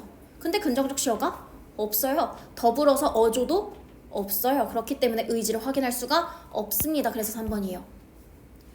판별 기준이 있어야 돼, 얘들아. 자꾸 내가 어떤 부분에서 크게 휘둘린다거나 내지는 이번 시험에서도 점수가 흔들렸던 친구들의 경우에는요, 본인이 푸실 때 아직 주관적인 기준들이 많을 확률이 커요. 주관적 기준이라고 하는 건 선생님이 아까 얘기했던 것처럼 새롭게 주목하는 계기라고 했을 때 그 새롭게 주목하는 계기를 어떻게 확인할 건지, 내지는 화자의 의지라고 했을 때 화자의 의지를 어떻게 확인할 건지에 대한 기준점이 내 기분과 내 감에 있을 확률이 크다는 거야. 내가 느껴지는 뉘앙스에 있을 가능성이 크다는 거야. 기준점이 명확해야 돼. 객관적인 기준이 있어야 되더라. 지금처럼 의지가 나왔을 땐 어조나 또는 긍정적 시어를 통해서 확인해 라고 하는 기준이 없으니까 자꾸 문학에서 흔들리는 거예요. 여기까지가 문학의 세트였고요. 비문학 갈게요.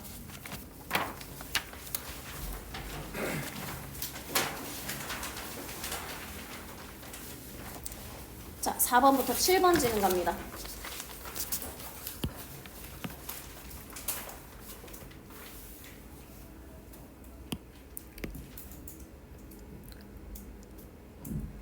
볼게.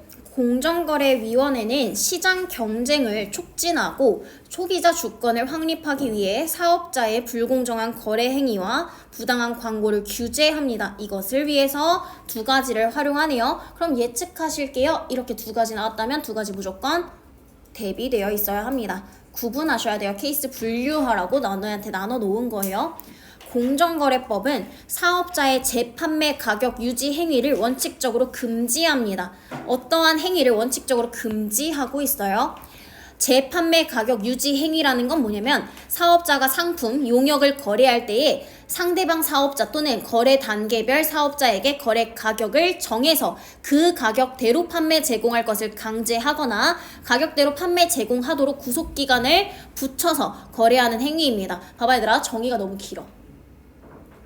사실 만약에 내가 수능특강 연계가 되어 있었더라면 이 부분에 대해서 재판매 가격 유지 행위라고 하는 소재를 정리해 놨을 수도 있겠죠. 근데 요 정도 지문의 난이도에서는 소재가 정리되어 있어야지만 풀 수 있는 지문의 세트는 아니었어.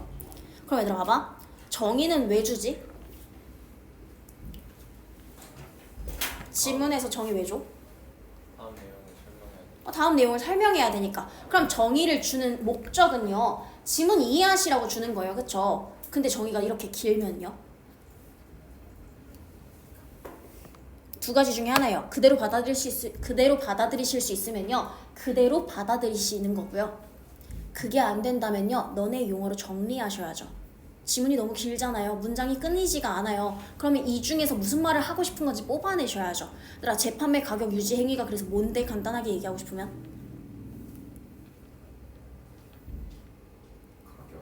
가격을 맞아요. 가격을 강제하는 행위예요. 결국에 밑에 말도 같은 거 아니야? 가격대로 판매 제공하도록 그 밖에 구속 조건을 붙여서 거래하는 것도 그 가격대로 하게끔 만들기 위해서인 거죠. 그럼 결국 너네한테는 정보를 단순화하는 연습이 필요해 얘들아. 재판매 가격 유지 행위라는 건 말이 복잡하고 어렵지만 결국 거래 가격을 강제한다야. 이게 끝이야. 이때 거래 가격에는 재판매 가격, 최고 가격, 최저 가격, 기준 가격들이 다 있대요. 권장 소비자 가격이라도 강제성이 있으면 아까 거래 가격을 강제한다면 그건 유지 행위에 해당하는 거 맞겠지. 결국에 중요한 건 강제니까. 그치? 그럼 이 문단 정리는 이걸로 끝났어야 돼. 이 문단 정리는 이 복잡한 말들이 결국에 가격을 강제한다라는 말로 다 정리가 되셨어야 돼요. 자, 그 다음에 3문단 재판매 가격 유지 행위는, 그럼 이제 바꾸겠네. 가격을 강제하는 행위는 사업자 간의 가격 경쟁을 제한합니다. 왜일까요? 가격이 강제되어 있잖아요. 정해져 있잖아요. 그러니까 사업자 간의 가격 경쟁이 제한되겠죠. 유통 조직의 효율성도 저하돼요. 왜냐면 가격이 바뀌지가 않기 때문에 유통할 필요도 사실상 없으니까요. 재판매 가격 유지 행위, 즉 가격을 강제하는 것은 사업자는 처벌을 받지는 않습니다. 다만 시정명령이나 과징금 부과 대상이 될 수 있어요. 하지만 공정거래법에 따라서 공정거래위원회가 고시하는 출판된 저작물은 금지 대상이 아니에요. 예외사항 기억하셔야 돼요. 공정거래위원회가 고시하는 출판된 저작물은 금지 대상이 아닙니다. 또 경쟁 제한의 폐해보다 소비자 후생 증대 효과가 큰 경우에는 정당한 이유가 있으면 가격을 제한할 수도 있대요. 허용이 된대요. 하지만 그건 사업자가 입증해야 된다네요. 그 다음에 내용이 바뀌었어. 표시광고법으로 바뀌었어요. 자, 그럼 표시광고법은요, 소비자를 속이거나 오인하게 할 수 있는 부당한 광고를 금지합니다. 얘는 그대로 받아들이셔도 괜찮을 것 같아요. 아까 재판매 행위, 유지 행위와는 다르게 정의가 쉬워. 그럼 얘는 그냥 그대로 받아들이시면 돼요. 광고는 표현의 자유와 영업의 자유로 보장받습니다. 하지만 사실과 다르거나 사실을 지나치게 부풀리는 거짓 과장 광고들, 그리고 사실을 은폐하거나 축소하는 기만 광고들은 금지합니다. 왜요? 소비자 속이면 안 되니까요. 이를 위반한 사업자는 차이점을 아시는 게 중요하지 않겠어 얘들아? 과징금은 아까도 부과했잖아. 근데 아까 우리 분리되어 있다는 건 무슨 뜻이야? 두 문제를 분류해서 알아야 된다는 거야. 그럼 둘의 공통점보다도 뭐가 더 중요하겠어? 차이점이 더 중요할 수밖에 없어. 그렇다면 우리는 얘는 형사처벌의 대상이 되구나 라는 차이점을 더 주목하셔야겠죠.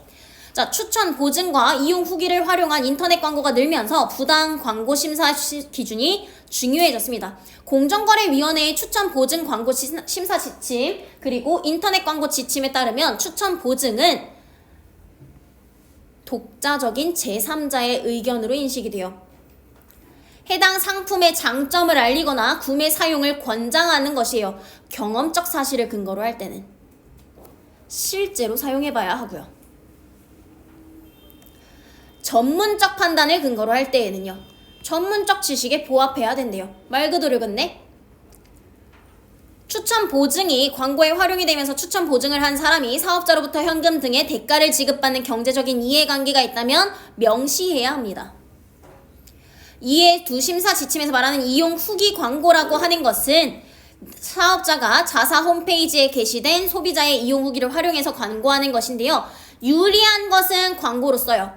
하지만 불리한 것은 삭제하기도 합니다. 합리적인 이유가 없다면 부당한 광고가 될 수 있어요. 여기서 말하는 부당한 광고라는 건 어떤 거? 부당하다고 하는 기준은?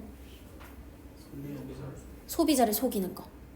사업자는 자신에게 불리한 이용 후기를 게시한 사람에게 명예훼손죄를 고소하기도 합니다. 이때 후기가 객관적 내용으로 자신의 사용 경험을 바탕에 두고 공공의 이익에 관한 것이라면 명예훼손죄가 성립되지 않는다라고 끝나네요. 자, 알 수 있는 내용으로 적절하지 않은 것이에요. 1번 볼게. 부당한 광고 행위에 대해서는 재판매 가격 유지 행위와 달리 우리 아까 달리라는 거 중요하다 했었어. 부당한 광고는 형사처벌 맞죠. 자, 두 번째. 거래 단계별 사업자에게 거래 가격을 강제하는 것. 이게 재판매 가격 유지 행위였었어요. 유통 조직의 효율성 저하시키는 거 맞았고요. 재판매 가격 유지 행위의 정당성을 인정받고자 하면 입증을 본인이 하셔야 된다고 얘기했고, 자, 경험적 사실을 바탕으로 해. 그러면 뭐에 부합해야 돼? 경험에 부합해야지. 그래서 4번이겠네. 넘어갈게. 5번이 조금 헷갈릴 수 있는 여진이 있었습니다. 그런데 이렇게 기억할게요. 기억이라고 하는 건 가격을 강제한다. 니은은요, 이용 후기 광고예요. 그래서 좋은 것은 광고로 내세우고 좋지 않은 것은 삭제할 수도 있다 라고 하는 게 이용 후기 광고에 관한 이야기였었어. 자, 1번 보시면 소비자 후생 효과가 시장 거래 제한, 경쟁 제한의 폐해보다 어때야 허용해? 커야 허용하지. 문장 구조 그래서 잘 봐야 돼. 소비자 후생 증대가 경쟁 제한보다 커야 허용하죠. 2번 공정거래법에서 금지하는 목적은, 자, 금지하는 이유는 사업자의 가격 결정이 어떻게 됐기 때문에? 강제되기 때문에 막아두는 거잖아. 그래서 금지하는 거잖아. 자유를 제한하기 위해서가 아니라 제한해서 풀어주기 위해서인 거죠. 기업 자체가 제한하는 거니까. 자, 니은을 할 때 사업자는 영업의 자유를 보호받아요. 표현의 자유도 보호받는 거지, 광고니까. 니은은 사업자가 자사의 홈페이지에 직접 작성해서 게시한 이용 후기를 광고로 활용하는 것을 포함하지 않는다 라고 얘기했어. 얘들아, 니은은 누가 써준 거야? 제3자가, 사업자가 자사의 홈페이지에 직접 작성하는 게 아니죠. 단서 범위가 굉장히 짧아요. 그래서 5번이 조금 더 헷갈릴 수 있었어 라고 얘기하는 이유야. 그래서 답이 직접 작성해서 하는 것을 포함하지 않는다죠. 그러니까 직접이 아니라 제3자가 하는 것이기 때문에 그 얘기 하려다가, 자, 제3자가 하는 것이기 때문에 4번이 맞는 말이겠네. 자, 기억은 사업자와 사업자 간에, 니은은 소비자와 사업자 간에. 그래서 답은 4번. 6번 갈게. A라는 상품 제조 사업자인 갑이 특정 가격을 지정해서 거래했어요. 그럼 이거 뭘 어긴 거지? 공정거래법 재판매 유지 행위를 지키지 않은 거예요. 결국에 공정거래법을 위반한 거죠. 홈페이지에 A 상품에 대한 이용 후기가 게시가 되었습니다. 그 중에 품질 불량을 문제 삼은 200개의 후기를 삭제했고요. 박 교수 팀이 A 상품을 추천 보증한 광고를 게시했어요. 대행사 직원 을이 A의 상품이 효능이 뛰어나다라는 후기를 카페 회사의 홈페이지에 게시합니다. 소비자 병은 A 상품을 사용하며 발견한 하자를 찍은 상품 사진과 품질이 불량하다라는 글을 게시해요. 그러자 처벌해달라고 했어요. 자, 예측할까요? 어떤 경우에는 처벌이 가능하지? 어떤 경우에 처벌이 안 되죠? 객관적인 기준. 공익을 위해서일 때. 자, 1번 볼게요. A 상품의 품질 불량을 은폐하기 위해서 라고 한다면 부당한 광고라고 할 수 있겠지. 2번 박 교수 팀이 실험 검증하고, 얘들아 그럼 박 교수니까요, 얘는 전문적 지식이야 경험적 사실이야? 전문이야. 그리고 광고했으나 실험을 진행한 적이 없다면 부당한 광고 맞겠네. 3번 갑이 거래 상대방에게 지정했어요. 준수하도록 했어요. 그러면 그건 공정거래법을 위반한 거였지. 그렇다면 정당성을 인정받지 못하면 허용하지 않겠네. 제재하겠네. 제재를 받지 않는다라는 말 서로 충돌되죠. 그래서 답은 3번, 4, 5번 볼 필요 없이 답이 나왔었던 지문입니다. 자, 7번에는 1번이야. 자, 그 다음에 사실 EBS의 의도는 이거였어요. EBS의 의도는요, 11번을 어려운 문제로 출제한 것 같습니다.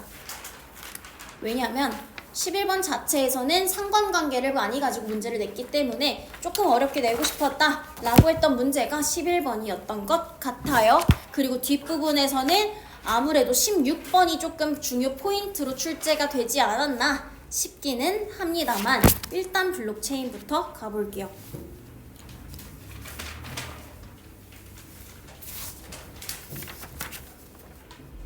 자, 블록체인 기술은 데이터를 블록이라는 단위로 묶어서 체인 형태로 연결한 것을 중복 저장하는 기술입니다.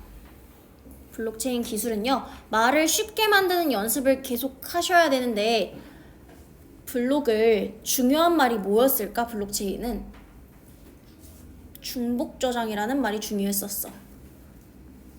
체인 형태로 연결된 블록의 집합을 블록체인이라고 하고요. 블록체인을 저장하는 컴퓨터를 노드라고 합니다. 용어만 확인해 놓을게요.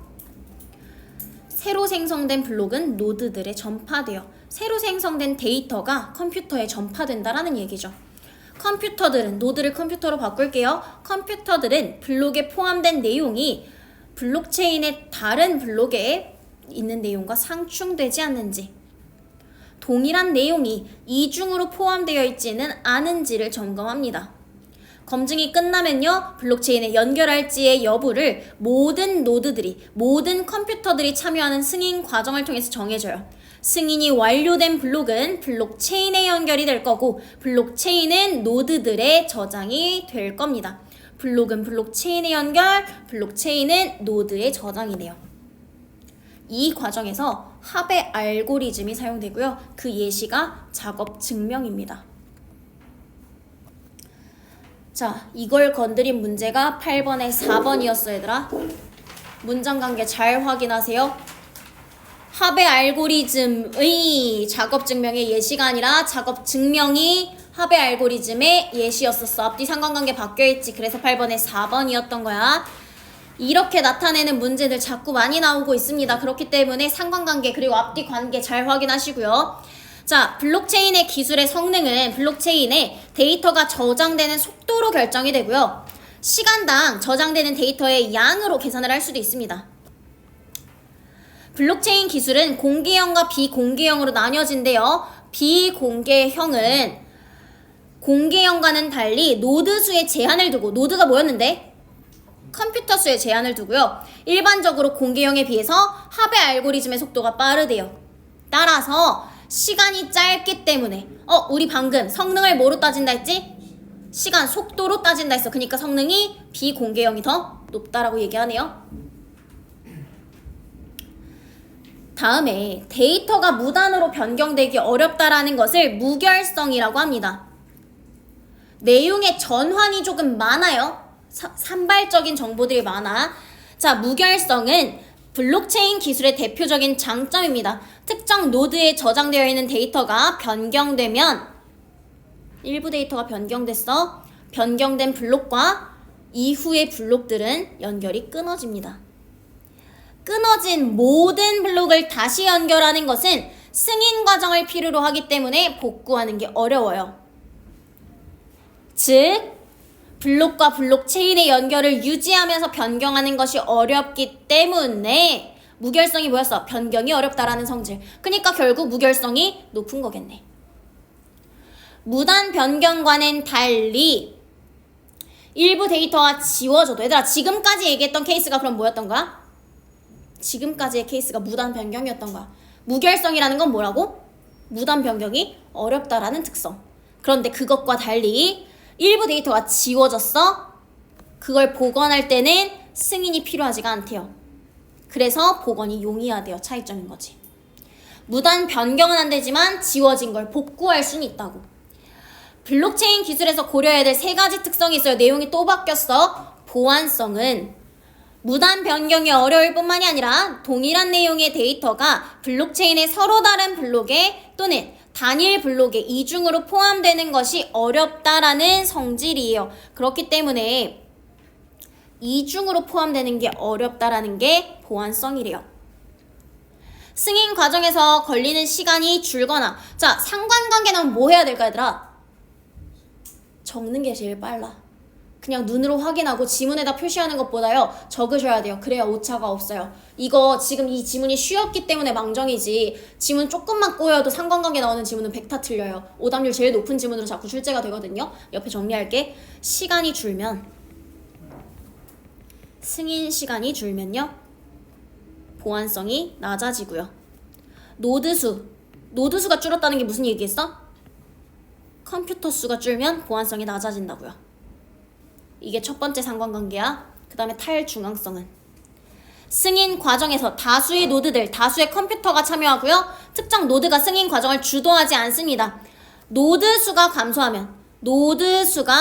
감소하면 탈중앙성은 낮아진대. 그 다음에 내용 또 바뀌네. 확장성이야. 지금처럼 정보가 산발적이고 상관관계가 많을 때는 무조건 옆에다가 정리하셔야 돼요. 그게 제일 빠른 방법이야. 블록체인 기술이 목표로 하는 응용 분야에 적용할 만큼 성능이 높고, 얘들아 성능이 높다라는 게 무슨 얘기였지? 속도가 빠르다라는 얘기였어. 노드 수가 증가해도 서비스 유지가 가능하대. 그럼 얘들아 얘는 노드 수랑 확장성은 상관이 있어 없어? 상관이 없어. 서로 간에. 확장성이 높다라는 것은 노드 수가 증가해도 성능 저하가 크지 않다라는 것을 의미한다. 근데 얘들아 추론적 읽기가 가능하셨으면 좋겠거든요. 노드 수가 증가하면 원래 성능이 어떻게 될까? 원래 노드 수가 증가하면 성능이 낮아진다라는 걸 얘기하고 싶은 거야. 왜? 노드 수가 많다는 건 컴퓨터가 많다는 얘기지. 그럼 속도가 낮아지겠네. 그 얘기하고 싶은 거지. 근데 확장성이 높으면 이것과 상관이 있다 없다? 없다고. 그래서 기술 변화 사용 없이 확장성을 높이고자 할 때에는 노드수를 제한하는 방법을 사용하기도 합니다. 노드수를 제한하면 성능 저하를 막을 수 있기 때문에. 방금 예측한 거랑 똑같네. 노드수가 늘어나면 성능이 저하되니까. 근데 이걸 함께 높일 수 있는 방법이 없어서 대규모로 채택되지 못한대요. 왜? 지금 다 노드수랑 엮여 있잖아요. 그러니까 함께 엮여서 나타낼 수 있는 것들은 없다라는 거지. 자, 이거 가지고서 9번 올게. 가장 적절한입니다. 자, 1번 승인 과정에서 참여할 노드를 결정하기 위해서 합의 알고리즘이 사용된다라고 했는데, 얘들아 합의 알고리즘이라고 하는 것은 승인 과정에서 사용되는 것들을 이야기했었죠. 승인 과정에 참여할 노드를 결정하는 요소가 아니었어요. 자, 그 다음에 2번 일부 블록체인의 데이터가 변경이 되면 노드의 모든 블록들은 승인 과정을 다시 거쳐야 된다. 맞을까 틀릴까? 틀리면 왜 틀려?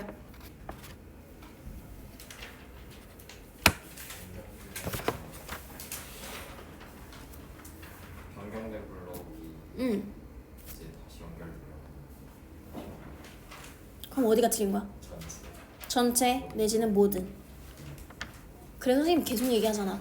극단적 선지 좀 걸으시라고요. 걸으실 수 있어야 된다고요. 적어도 눈치는 채야지.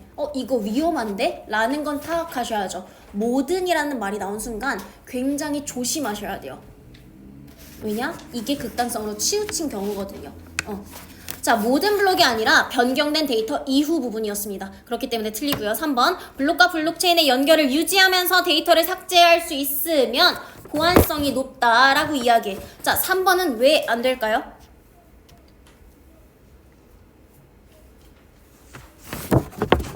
보안성이 뭐였는지를 확인해야겠네.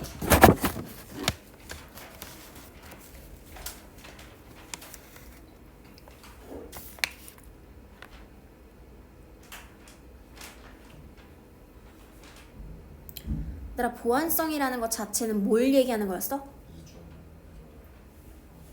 이중 연결이 안 된다. 그 다음에 무단 변경이 안 된다. 삭제와 관련된 얘기가 없었어. 지워줘야지. 4번, 공개형이야. 같은 양의 데이터가 저장되는데 걸리는 시간이 짧을수록, 얘들아, 시간이 짧으면 어떻게 된다 했지? 성능이 높아진다고. 그럼 답은 5번이겠네. 자, 10번, 기억의 이유로 가장 적절한 것은 기억이 데이터가 지워져도 복원이 용이하다 였습니다. 너네가 답을 내고 선지를 고르셔야 돼요. 자, 왜 데이터가 지워져도 복원이 용이하죠? 중복 저장이었잖아. 그래서 아까 선생님이 맨 앞에 분에서 중요하다고 했던 게 블록체인 중요한 거 중복 저장. 이게 다였어. 그럼 중복 저장이라고 얘기하고 있는 2번이 답이겠네요. 바로 넘어가고 11번 갈게요. 자, 보기는 분석하시면서 읽을 수 있어야 돼요. 보기 다 읽고 나서 생각하는 거 아니야. 노드 수가 10개로 고정된 블록체인을 사용하고 있는 A 업체래요. 자, 조건 확인할게. 노드 수는 10개로 고정되어 있어요. 근데 작업 증명 이전에 사용하던 것보다 속도가 더 빠른 알고리즘을 개발했대. 최근 유통 분야에서 요구되는 성능을 초과 달성했다라는 것은 속도가 빠르기 때문에 성능이 높아졌겠네요. 초과 달성했겠죠.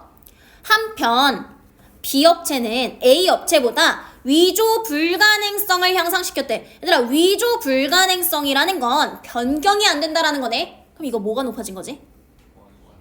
보안성. 이 높아진 상태야.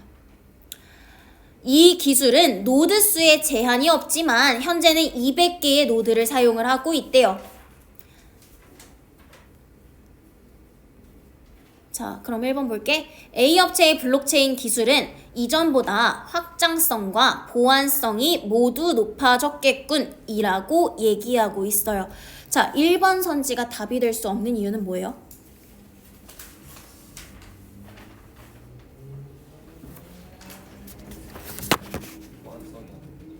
보안성이 왜 안 되지?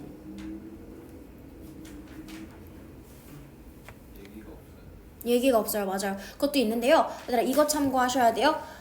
보안성이 언제 좋아지고 나빠지는지를 확인하셔야 되는데, 그래서 상관관계 정리한 거잖아. 보안성은 노드 수나 승인 시간과 관련이 있다라고 얘기했어. 그치? 근데 지금 노드 수의 변경이 없네. 고정되어 있다라고 얘기했죠. 노드 수가 10개라고요. 그 다음에 승인 시간 자체에 대한 이야기도 따로 얘기하지 않습니다. 그렇기 때문에 보안성에 관한 이야기를 할 수가 없어요. 자, 그 다음에 2번 볼게요. B 업체의 블록체인 기술은 노드 수가 증가할수록, 일단 이거 지목해야겠네. 보안성과 확장성이 모두 높아졌겠군 이라고 얘기해. 얘들아, 노드 수가 증가하면 보안성이 높아지는 건 맞아. 근데 확장성은 노드 수의 증가와는 관련 없다고요. 여기서 걸러졌겠죠. 3번, B 업체의 블록체인 기술은 노드 수가 감소하면, 노드 수의 감소가 있으면 뒤에 성능이 높아지곤 왜 나오는 말일까? 노드 수가 뭐였어? 컴퓨터 수. 우리 아까 컴퓨터 수가 줄면 시간이, 그치? 속도가 빨라져. 속도가 빨라지면 성능이 높아진 거네. 그리고 노드 수가 줄어들었기 때문에 탈중앙성이 낮아진 거 맞는 얘기죠. 3번이고 더 이상 헷갈리니까 확인하지 않을 거예요. 그래서 답이 나와야 되는 순간에 답을 도출해내는 게 굉장히 중요해, 얘들아. 그렇지 않으면 4, 5번 보면서 또 헷갈릴 거야. 선지를 제껴내야 되니까. 여기까지가 11번 지문에 대한 얘기였고요. 그 다음 가나 지문 할 거예요. 자, 가나 지문 들어가기 전에 짧게 쉬었다가 들어갑시다. 오늘 조금 일찍 끝낼 거거든요. 그래서 조금 짧게 쉬었다가 바로 들어갈게요. 연계였고요. 얘들아 이것도 알고는 계셔야 돼요. 연계였던 지문들은 제껴두세요. 수능 특강이든 수능 완성이든 지워두셔야 돼요. 열심히 그것도 허틀게 고공부하지 마시고 필요도 없는데 아시겠죠? 자, 리얼리즘 영화 이론가 앙드레 바쟁에 따르면 영화는 세상을 향해 열린 창입니다. 창을 통해서 세상을 인식하는 것처럼 관객은 영화를 통해서 세상을 객관적으로 인식할 수 있습니다.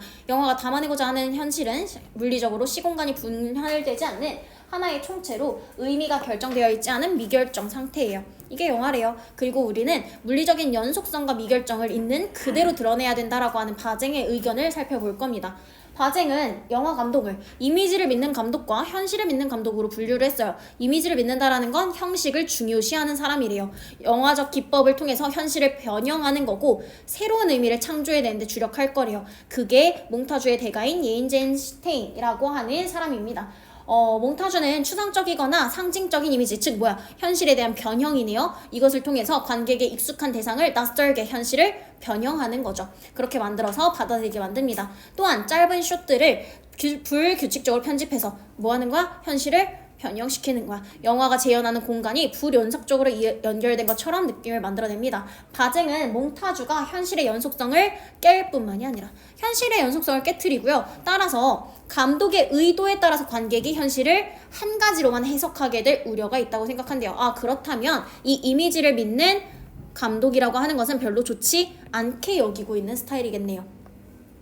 그래서 바쟁은요, 현실을 믿는 감독을 지지합니다. 이미지를 믿는 감독과는 다르게 현실을 더 중요시하는 거고요. 변형되지 않는 현실을 객관적으로 보여주고자 하는 거죠. 그래서 딥 포커스와 롱 테이크를 얘기합니다. 딥 포커스는요, 근경에서 원경까지 숏 전체를 선명하게 초점을 맞춰 촬영하는 기법으로 원근감이 느껴지게 공간감을 표현할 수 있게 만듭니다. 롱 테이크는 하나의 숏이 1, 2분 동안 끊김없이 길게 진행되도록 하는 방법이고요. 사건이 지속되는 시간과 영화 체험 시간이 일치해서 현실을 마주하는 것처럼 만들게 됩니다. 바쟁에 따르면 딥 포커스나 롱테이크를 혼용해서 연출하는 장면은 관객이 그 장면에 담긴 인물이나 사물을 자율적으로 자기가 선택하는 거야. 뭐랑 대비되지 얘들아? 앞에 있었던? 무슨 설명과 대비되는 말일까? 감독의 의도대로 따라가게 만든다라는 말과 대비되어 자율적으로 선택해서 공간 전체와 사건의 전개를 바라볼 수 있게 합니다. 바쟁은 현실의 공간에서 자연광을 이용해 촬영하거나 연기 경험 없는 일반인을 배우로 써요. 목적이 뭔데? 현실감을 만들어내기 위해서요. 또한 정교하게 구조화된 서사를 통해서 의미를 명확하게 제시하는 영화보다는 왜? 이렇게 되면 의도대로 해석되는 거니까. 그래서 열린 결말을 제시한다 라고 이야기를 하죠. 미결정 상태의 현실이라는 건 결정되지 않기 때문에 그것을 그대로 제시한다고 생각했기 때문에. 얘들아 각각 고집 부리고 온 측면이 조금 다른데요. 3학년 친구들이 각각 자기 고집대로 풀고 온 측면이 조금 달랐어요. 근데 이런 경우가 있어. 가지문을 읽어. 그럼 뭐부터 해야 돼? 가 풀어야지. 그치? 근데 가지문을 읽었어. 나지문으로 바로 가는 거 아니야. 그러면은 굉장히 이상한 행동이에요. 왜냐? 내용을 쌓는 거야. 안 그래도 내용이 양이 많은데. 그렇기 때문에 누군지 자꾸 찾지 말고 뭐하게 찾아서. 자, 12번 볼게. 가에서 답을 찾을 수 있어야 돼. 영화는 무엇에 비유되는가? 창에 비유됐었네요. 영화는 내용과 형식 중에 내용이 더 중요했었고요. 관객의 심리 반영 얘기 안 했습니다. 시기별 편찬 얘기 안 했고요. 관객에게 영화관 환경을 얘기한 적이 없어요. 그래서 1, 2번 2개 남아요. 가에서 1, 2번이 남아있었어야 돼. 자, 그 다음에 13번은 답을 내야 합니다. 1번 볼게요. 몽타주를 통해서 두 대립 세력 간에 충돌하는 상황을 상징적 이미지로 표현했어? 그러면 생소한 느낌, 그래서 현실이 아닌 것 같은 느낌. 몽타주를 활용해서 짧은 숏으로 불규칙하게 나타낸 건 불연속적으로 공간이 구성되었다는 느낌? 맞네요. 자, 딥 포커스는 어디서 나왔던 얘기지? 현실, 그치. 딥 포커스를 통해서 펼쳐진 배경을 하나의 숏으로 촬영하는 장면에서 배경이 선명하게.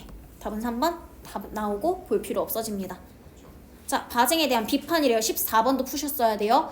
자, 관객은 특별한 예술 교육을 받지 않아도 작품을 해석할 수 있습니다. 의도대로 해석하는 존재가 아니에요. 대비되는 장면이네. 아까 의도대로 해석할 여지가 있기 때문에 조심해야 돼 라고 했었으니까. 그럼 얘들아, 우리 이 내용 많이 나오잖아. 누가 누구에 대해서 비판한다. 그럼 뭐 찾아야 돼? 바닥에 이미지 좋죠. 대비점이 명확해야 돼. 그래야 비판하지. 저 사람과 내 의견이 달라. 저 사람과 내 의견이 다른 측면을 찾으셔야죠. 그럼 여기선 너무나 명확하게 14번이 사실 쉬웠던 이유는요. 너무 명확하게 정반대였기 때문이야. 대비점이라고 해서 얘들아 명확하게 정반대가 아닐 수도 있어. 같은 내용에 대해서 다른 포인트로 얘기하고 있어도 대비라고 얘기해요. 근데 여기서는 정확하게 반대죠. 자, 그러면 이에 대해서 비판하고 싶은 얘기니까 결국에 관독의 의도대로 해석하는 게 아니다. 이 얘기를 하고 싶은 거네. 그거랑 똑같은 게 얘지. 관객의 이해가 연출에 따라서 달라진다라고 본다는 점에서 감독이 관객보다 우위에 있다라고 간주하고 있는 거 결국에 뭐야? 관객이 감독의 연출 방식에 따라서 이해가 달라진다라고 보는 측면에 대한 비판이니까 답이 5번이 돼야겠죠. 자, 그 다음에 15번은 확인할 수가 없고요. 16번은 확인할 수 있습니다. 최대한 가를 가지고 건드릴 수 있는 거 다 건드리고 가야 되더라. 이거는 활용 문제니까 보기 문제니까 나중에 나까지 읽고 풀어야겠다. 가나에 대한 물음이니까가 아니라 가에 대해서 읽어두시고요. 왜냐면 시간이 어떻게 남을지 모르잖아. 시간이 얼마나 나에게 남을지 모르기 때문에 가를 가지고 지워낼 수 있다면 지우는 거야. 그래서 16번도 가야 돼요. 가의 바쟁의 관점을 보래요. 자, 그러면 영화관에서 두 편의 영화가 기억이 납니다. 첫 번째는요. 가족의 일상을 표현했는데요. 사실적이래요. 찾아보니까 인공 조명 없이 촬영이 되었고요. 연기가원은 일반인이었다고 합니다. 그래서 마지막에 아버지가 아들의 손을 꽉 잡아줄 때 내 손을 잡아주는 것처럼 느껴져서 감동적이었대요. 열린 결말이라고 얘기하네요. 그렇다면 바쟁은 이에 대해서 긍정하겠네. 그 다음에 둘째 번이야. 예측할 수는 있겠지. 둘째 번도 긍정할까? 아닐 확률이 높아. 평가원은 그렇게 내지 않았을 확률이 높겠지. 둘째 번은요. 초인적이래요. 외계의 침략자래요. 비현실이네요. 후반부까지 예측하지 못할 정도였대요. 반전을 거듭하고 실제라고 착각할 정도로 이거에서 낚이면 안 되더라. 실제라고 착각할 정도로 뛰어난 컴퓨터 그래픽 화면 결국에 실제가 아닌 거지. 현실이 아닌 거지. 뻔한 결말은 아쉬웠다. 침략자를 무찌르는 장면에서 내가 주인공이 돼서 세상을 구하는 것 같았다. 근데 끝나고 보니까 세계의 평화는 왜 서구인이 지켜야 되고 특정 나라에서 일어나는 사건이 인류의 위기인지 의아하였다 라고 하는 부분. 그럼 결국에 나는 사실감이 없어요. 바쟁의 입장에선 별로라고 생각하겠죠. 그럼 1번 A의 관점에서 가에서 궁금함을 떠올리는 것은 얘들아 가는 어떤 사람이었어? 이미지야? 아니면 현실이야?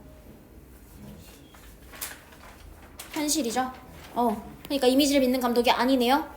2번 A의 관점에서 보면 나에서 사건을 예측하지 못한 것은 얘들아 나는 현실 반영이 됐어 안 됐어? 안 된 상태. 근데 미결정 상태의 현실이 반영됐다고 얘기할 수가 없겠지. 3번 A 관점에서 보면 가나에서 착각하는 듯한 인상을 받은 것은 가와 나가 현실감을 강하게 만들어내? 나가 아니잖아. 그러면 4, 5번 두 개 남아. 그럼 얘들아 5개 중에 1개로 찍는 거랑 2개 중에 1개로 찍는 건 확률부터가 다르잖아. 그니까 최대한 지워놓는 거야. 시간이 얼만큼 남을지 모르는 상황이기 때문에. 가짐은 그래서 쉬웠어요 여러분. 자, 그 다음에 어휘도 중간까지 푸시려면 푸시는 건데요. 가지문에서 답 나옵니다. 그래서 어휘까지는 가에서 답 나와요. 1번이죠. A가 가에 있으니까요. 그럼 얘들아 가지문 가지고 13번 14번 답 나온 상태, 17번 답 나온 상태, 거기에다가 12번과 16번은 선지가 2개밖에 안 남은 상태죠. 그러면 우리가 최소한 목표 삼았던 세 문제는 푼 거야 이미. 그치? 그럼 나중에 가나 지문의 난이도에 따라서 내가 최소한 3개를 풀었어 넘어갈 것인지 내지는 나 지문까지 욕심을 낼 것인지는 상황에 따라 달라지는 판단이겠죠. 자, 그럼 나 지문 갈게요. 자, 나 지문 보시면 정신분석학적인 영화 이론에 따르면 관객이 영화에서 느끼는 현실감은 상상적인 것이며 환영이래요. 영화와 관객 사이의 심리의 관계를 다루는 정신분석학적 영학 이론은 영화와 관객 사이에 일어나는 동일시 현상이라는 것에 주목하게 됩니다. 이러한 동일시 현상은 영화 장치로 인해서 발생을 하는데 영화 장치는 카메라, 영화의 서사, 영화의 환경 등을 아우르는 개념입니다. 대표적인 동일시 현상이 등장인물과 자신을 일치시키는 거래요. 이런 것은 극, 영화뿐만이 아니라 다큐멘터리에서도 발생을 합니다. 그런데 관객이 보고 있는 인물과 사물은 영화가 상영되는 그 시간과 장소에는 존재하지 않습니다. 그 부재를 채우는 게 관객의 몫이래요. 뭘 통해서? 상상을 통해서. 상상을 통해서 영화의 세계 중심에 자기가 위치됨으로써 현실과 영화 사이의 허구적 세계 사이의 간격을 메꾸게 됩니다. 라고 이야기를 하고 있고요. 따라서 정신분석학적의 영화 이론에서는 영화는 일종의 몽상이라고 얘기하네요. 자, 그 다음에 정신분석학적인 영화 이론에 따르면 관객의 시점은 카메라의 시점과 동일시됩니다. 관객은 카메라에 의해서 기록된 것만을 볼 수 있습니다. 따라서 자신이 영화를 보는 시선의 주체라고 생각하지만 사실 그건 이미 카메라에 의해서 규정되어 있을 뿐이에요. 자기의 주체적인 능력이 아니었다라는 거죠. 그리고 나서 영화는 촬영과 편집 과정에서 특정한 의도에 따라서 선택과 배제가 이루어지지만 관객은 제작 과정에서 무엇이 배제되는지 알 수가 없습니다. 그러니까 현실을 보고 있다고 믿는 거야. 근데 아니라는 거지. 사실은 인위적이라는 거. 영화관의 환경은 영화가 환영임을 인식하기 어렵게 만듭니다. 동굴의 비유 속 대수처럼 스크린에 비친 허구적 세계를 현실이라고 착각하는 거죠. 이때 영화는 꿈에 빗대어집니다. 정신분석학적인 영화 이론은 영화가 은폐하고 있는 특정한 이념을 관객에 의심하지 않고 자신의 것으로 받아들일 위험이 있다라고 경고해요. 은폐하고 있는 특정한 이념을 자기 것으로 받아들일 위험이 있다라고 경고합니다. 관객이 비판적 거리를 유지하면서 볼 수 있도록 스스로 폭로하는 설정이, 영화가 영화라는 사실을 폭로하는 설정이 담겨있는 것이 필요하다라는 주장으로 이어지게 된다라고 되어 있네요. 그러면 여기까지 보시고 일단 15번으로 먼저 가겠죠. 왜? 단독 문제였으니까요. 자, 15번의 기억 보시면 영화는 관객은 영화에서 느끼는 현실감이 상상이며 환영이다 라고 이야기해. 그것에 가장 적합한 이유, 본질적인 이유야. 왜? 영화의 시선에, 영화의 장치에 영향을 받으니까. 그럼 이건 이미 답이 1번에서 너무 빠르게 나와버리네요. 그렇다면 나머지 12번 볼게. 자, 영화는 무엇에 비유될 수 있는가? 방금 뭐라고 얘기했어요? 몽상이라고 얘기했잖아요. 그러니까 1번이겠네요. 그 다음에 16번이요. 자, 그럼 얘들아 지문은 읽었어. 생각해볼게. 포인트는 뭐였었냐면 이번엔 이거야. 마치 내 손을 잡아주는 것처럼 느껴졌다. 마치 내가 주인공이 되는 것 같았다 라고 하는 부분. 이게 동일시 현상 때문에 일어난 것이구나 라는 걸 확인할 수 있어야겠죠. 자, 그러면 4번. 나에서 의아함을 느낀 이유는 비판적 거리를 유지하며 관객을 영화를 볼 수 있게 하는 대안적인 영화이기 때문에. 얘들아, 비판적 거리를 유지하면서 영화를 볼 수 있게 한다라는 건 영화가 영화라는 걸 폭로했어야 됐었어. 근데 폭로했다는 얘기 없네? 안 되겠지. 자, 가에서 감동받은 거 내 손이라고 느껴져서, 나에서 쾌감을 느낀 거 내가 했다고 느껴져서 상상을 통해서 자신이 위치되었기 때문에 답은 5번이 가장 적합하겠죠. 그럼 가나 세트가 사실 비문학 3세트 중에 가장 쉬웠던 세트예요. 그래서 이번 모의고사를 통해서는 너네가 점수나 등급에 따라서 신경 쓸 필요는 전혀 없습니다. 잘 받든 못 받든 신경 쓰진 않으셔도 돼요. 근데 너네의 행동은 철저히 점검하셔야 되고요. 점검하신 것 가지고 오시는 게 다음 주 숙제예요. 게다가 수능 특강 있겠죠. 자, 점검하시고 오라는 것은요. 너네가 오늘 해설까지, 선생님 일부러 해설 다 했어. 전체 지문 1번 3번은 사실 할 필요가 없고 선택 과목은 알아서 하시고요. 평이했던 난이도였기 때문에 알아서 해보시고요. 공통 과목에 대한 해설은 다 마쳤습니다. 그렇게 한 이유는요. 본인 스스로의 문제 풀이와 비교하시면서 본인이 어떤 부분에 대한 기준점이 아직 미숙하고 어떤 부분의 판단이 다르셨는지 철저하게 분석하시고요. 그리고 제발 본인 스스로 이제 수능장에 가져갈 노트 좀 만드세요, 여러분. 수능장에 가져갈 노트라고 함은 진짜 얇아도 상관없거든요. 선생님도 진짜 얇은 노트를 사서 진짜 얇은 노트를 다 채우지도 않고 수능장에 가져왔어요. 그거 다 채워서 뭐하게 다 읽을 것도 아닌데 현장 가서. 근데 최소한 내가 지금 구모를 기점으로 수능까지 얘들아 70일 정도가 남았어. 그치? 그럼 이동안 너네가 매주마다 모의고사를 반복할 거란 말이야. 실무를 볼 거야. 그럼 그때마다 나에게 나오는 실수들을 적으시고요. 그 실수에 대한 대안들을 적으셔서 그 실수에 대한 대안을 실천했는지 이번 모의고사 때는 또는 이번에 못했으면 왜 못했는지 계속 스스로에 대한 피드백을 작성해 나가는 노트가 있어야 돼. 그래서 수능 때까지 디벨롭 시켜서 수능장에 가지고 가셨을 때는 몇몇 개의 실수만 남아있는 상태일 거예요. 그리고 그 몇몇 개의 실수를 하지 않기 위해서 수능 직전에 보는 노트가 될 겁니다. 거기에서 만약에 내가 연계가 부족해요. 어떤 특정 지문들이 잘 안 외워져요. 그럼 연계도 거기다 같이 정리하겠죠. 또는 내가 매체 개념에서 언어 개념에서 자꾸 뭔가를 틀려요. 그럼 그걸 정리하는 노트가 되기도 하겠죠. 통합시키시는 거예요. 단권화 시키세요. 국어 노트예요. 정말 얇아도 상관없고요. 한 10페이지, 15페이지 정도밖에 안 돼도 상관없어요. 어차피 그거 다 안 채울 거니까요. 근데 구모에 대한 피드백 스스로 철저히 하시고요. 쉬웠다, 어려웠다가 피드백이 아니야 얘들아. 잘 풀었다, 뿌듯했다. 이건 일기장이지. 응? 고등학교 3학년 수준에서 써야 될 피드백이 아니란 말이야. 내가 푼 문제가 맞췄다고 하더라도 무슨 문제가 있었는지. 그래서 선생님이 얘기했어. 잘 풀었던 친구들은요. 생각하세요. 내가 왜 찍은 문제가 생겼는지요. 그리고요. 체감과 채점이 달랐던 친구들이 있을 거야. 시험이 쉬웠어서 풀 땐 괜찮게 잘 풀렸던 것 같아. 채점해 보니까 안 괜찮아. 이 경우가 있을 수 있어. 그 극간이 어디서 생기는지도 확인하셔야 돼요. 오답노트 꼼꼼하게 하나하나씩 전체 문항에 대해서 피드백 내리시고요. 그거에 대해서 정리하셔서 너네가 얘들아 흩뿌려져 있으면 정리가 안 돼. 여기다 오답해놓고 저기다 오답해놓고 하면 그거 다 가지고 갈 거 아니잖아. 그니까 노트 만들려고 하는 거야. 다음 시간에 오실 때 노트에다가 본인 피드백 정리해서 오시고요. 보기에 빈약하면 정리 안 되어 있다고 간주할 겁니다. 게다가 숙제 단톡방에 올리긴 하겠지만 수능특강 독서로 숙제 나갈 거예요. 아시겠죠? 수능특강 독서로 숙제 나가면서 연계 돌리는 걸로 숙제 나갈 거고요. 내일은 모의고사를